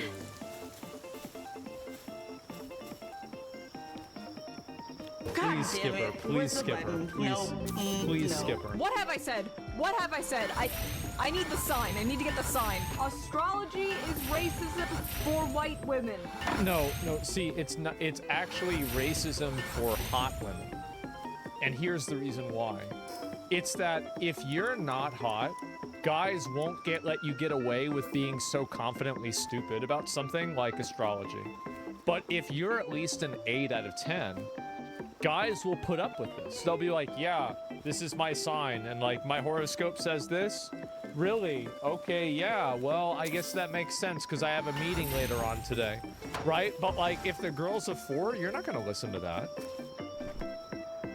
Fuck no. That's why all these hot girls are into crystals and all this other crazy shit. It's because no guy wants to ruin his chances by telling him that they're fucking crazy. Duh.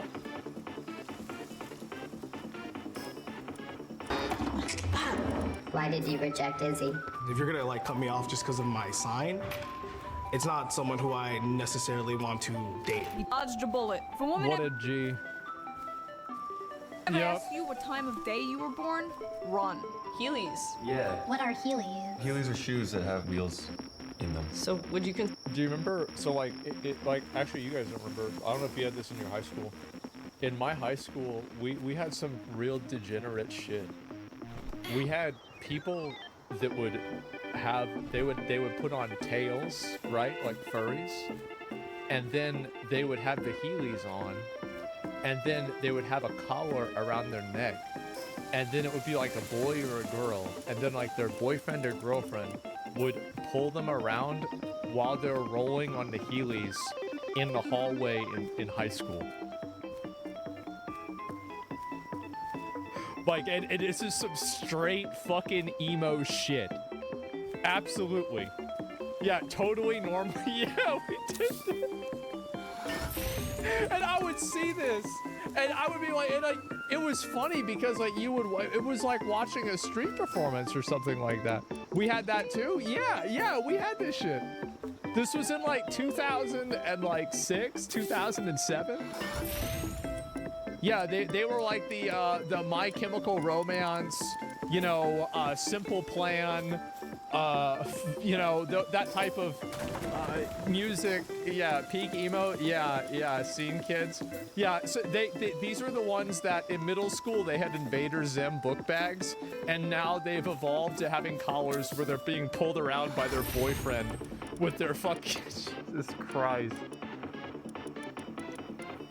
Emo days, it was so bad, bro. But it was really funny. It was funny. It was. Looking back on it, I look back on the idea of it very fondly. Yeah. Consider yourself a skater? You know what? You can't. I wasn't saying that. Do Oh my that. god. Damn. What did she do wrong? How dare you ask if I'm a skater because I have wheels built into my sneakers like a 12-year-old? She was interested in asking about you. Yeah, she looked like this one. This girl looks like the kind of girl who's willing to put up with really dumb, stupid shit. Like, you should have her talk to the furry. Yeah, absolutely. You can tell because it's the hair. It's the hair. Like, any girl with a hairstyle like this, look at all this. Yeah, like, if you tell her that you're into something weird, she'll like that. Kinsey. Carlos. How old are you? I'm 36. Yeah. How old are you? 35. I don't believe you now. You don't? Because I look younger. You look older. Holy shit! No! The audacity! Hello, how are you? To be honest, I don't think she looks older. She looks great for 35. Am I crazy? I think she looks totally fine for 35.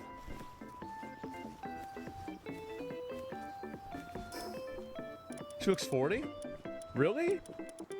I know a lot of girls that are younger than 35 and look worse than that. Yeah, she got makeup on? Yeah, well, so do they. Well, let's be honest. Maybe that's just me. Holy shit! No! The audacity! Hello, how are you? Good, like the pants. I love the hair. What about your last relationship? My last relationship ended terribly. I was out for work. I came back home. Turns out she cheated on me and also got pregnant with that guy's child. Do you think there's anything that you could have recognized earlier on? Definitely. I think it was because I noticed some red flags and stuff like that. Like personality just hit a whole 180. But I think I didn't want to like believe it, so I was trying to drown myself in work, you know. No shot. This guy is not really good at Super Smash Brothers. He's got the anime beanie, all these tattoos on, some shirt that's probably about weed. Like, yeah, bro, this guy is probably a god at Super Smash Brothers. 2020 was not my best year, so.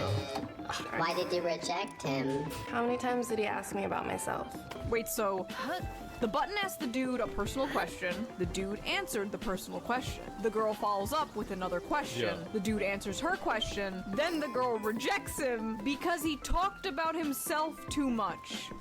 Yeah, this is actually a really easy strat, is that if you want to get girls to talk to you, just get them to tell you about themselves. They'll never stop talking to you. That's the secret. Yeah, be like, yeah, this really happened to me. Like, I had a really bad experience. Really? What happened? Wow, that sucks. Well, did you talk to anybody about it? Yep, there it is. Easy, easy, easy. It's a job interview? Yep. society. April, nice to meet you. Danny says he has a good sense of humor. Tell her a joke. A joke? Oh, you gotta do me a joke like this? You can't just go out and tell a joke like that. Look at the nails, bro. Look at those nails. She got a bird beak on her fingers. Oh my god. Those are talons, bro. Those are talons. I love it. Oh, you're funny? Tell a joke. Anyone could read a popsicle stick. Anyone could tell a fucking joke. Being funny is not just about jokes or stand-up comedy. It's about wit, banter, timing, observational humor. I'm getting flashbacks to when my coworker introduced me to one of her friends and she was like, "This is June, she's funny." And the dude was like, "Oh, you're funny? Tell a joke. I am not your personal clown. I will not dance on command." Hello? Hi. Hi. Oh god, they're blindfolded for this one. So what do you do for work? I'm a school bus driver. Oh. Damn, that was quick. Take your blindfolds off and look at each other. Hi. Ask her, why did you...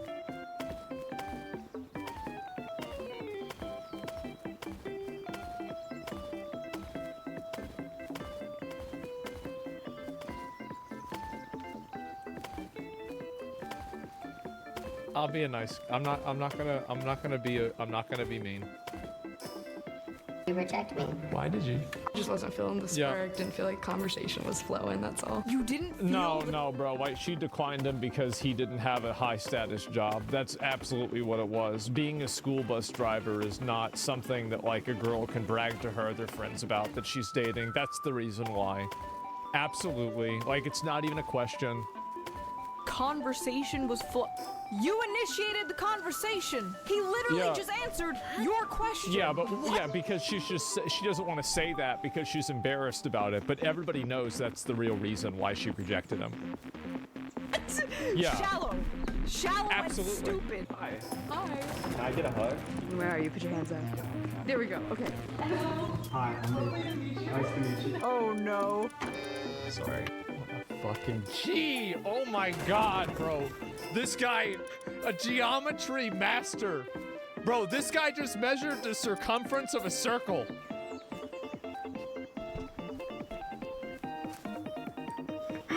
Oh man.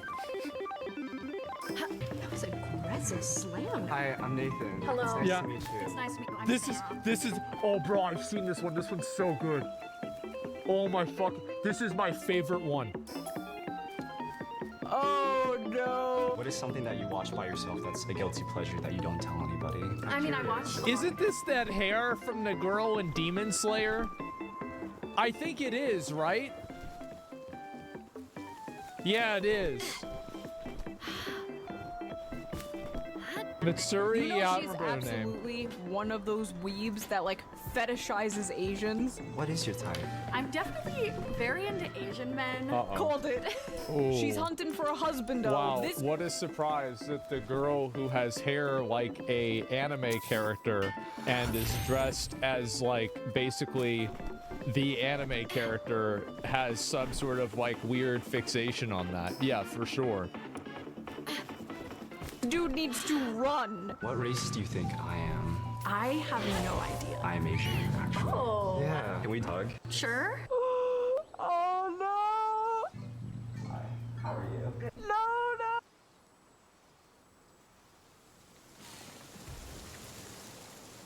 It's over? It is. It was all planned? Yeah. He's a smart guy. The dude's got a system. He does. He's so smart. We get along on a lot of different topics, but I felt that it was something where I could become a really good friend with you. Yeah, we'd be good friends. Hi. Hey, how are you? I'm good. How are you? Good. My name's Nathan. What's your name? How tall are you? 3 for 3?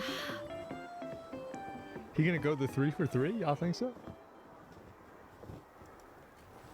Do you want to give me a hug and see how tall I am? Honestly, this guy is pretty smart. Before I tell you if my height starts with 6, I need to know if your weight starts with 2.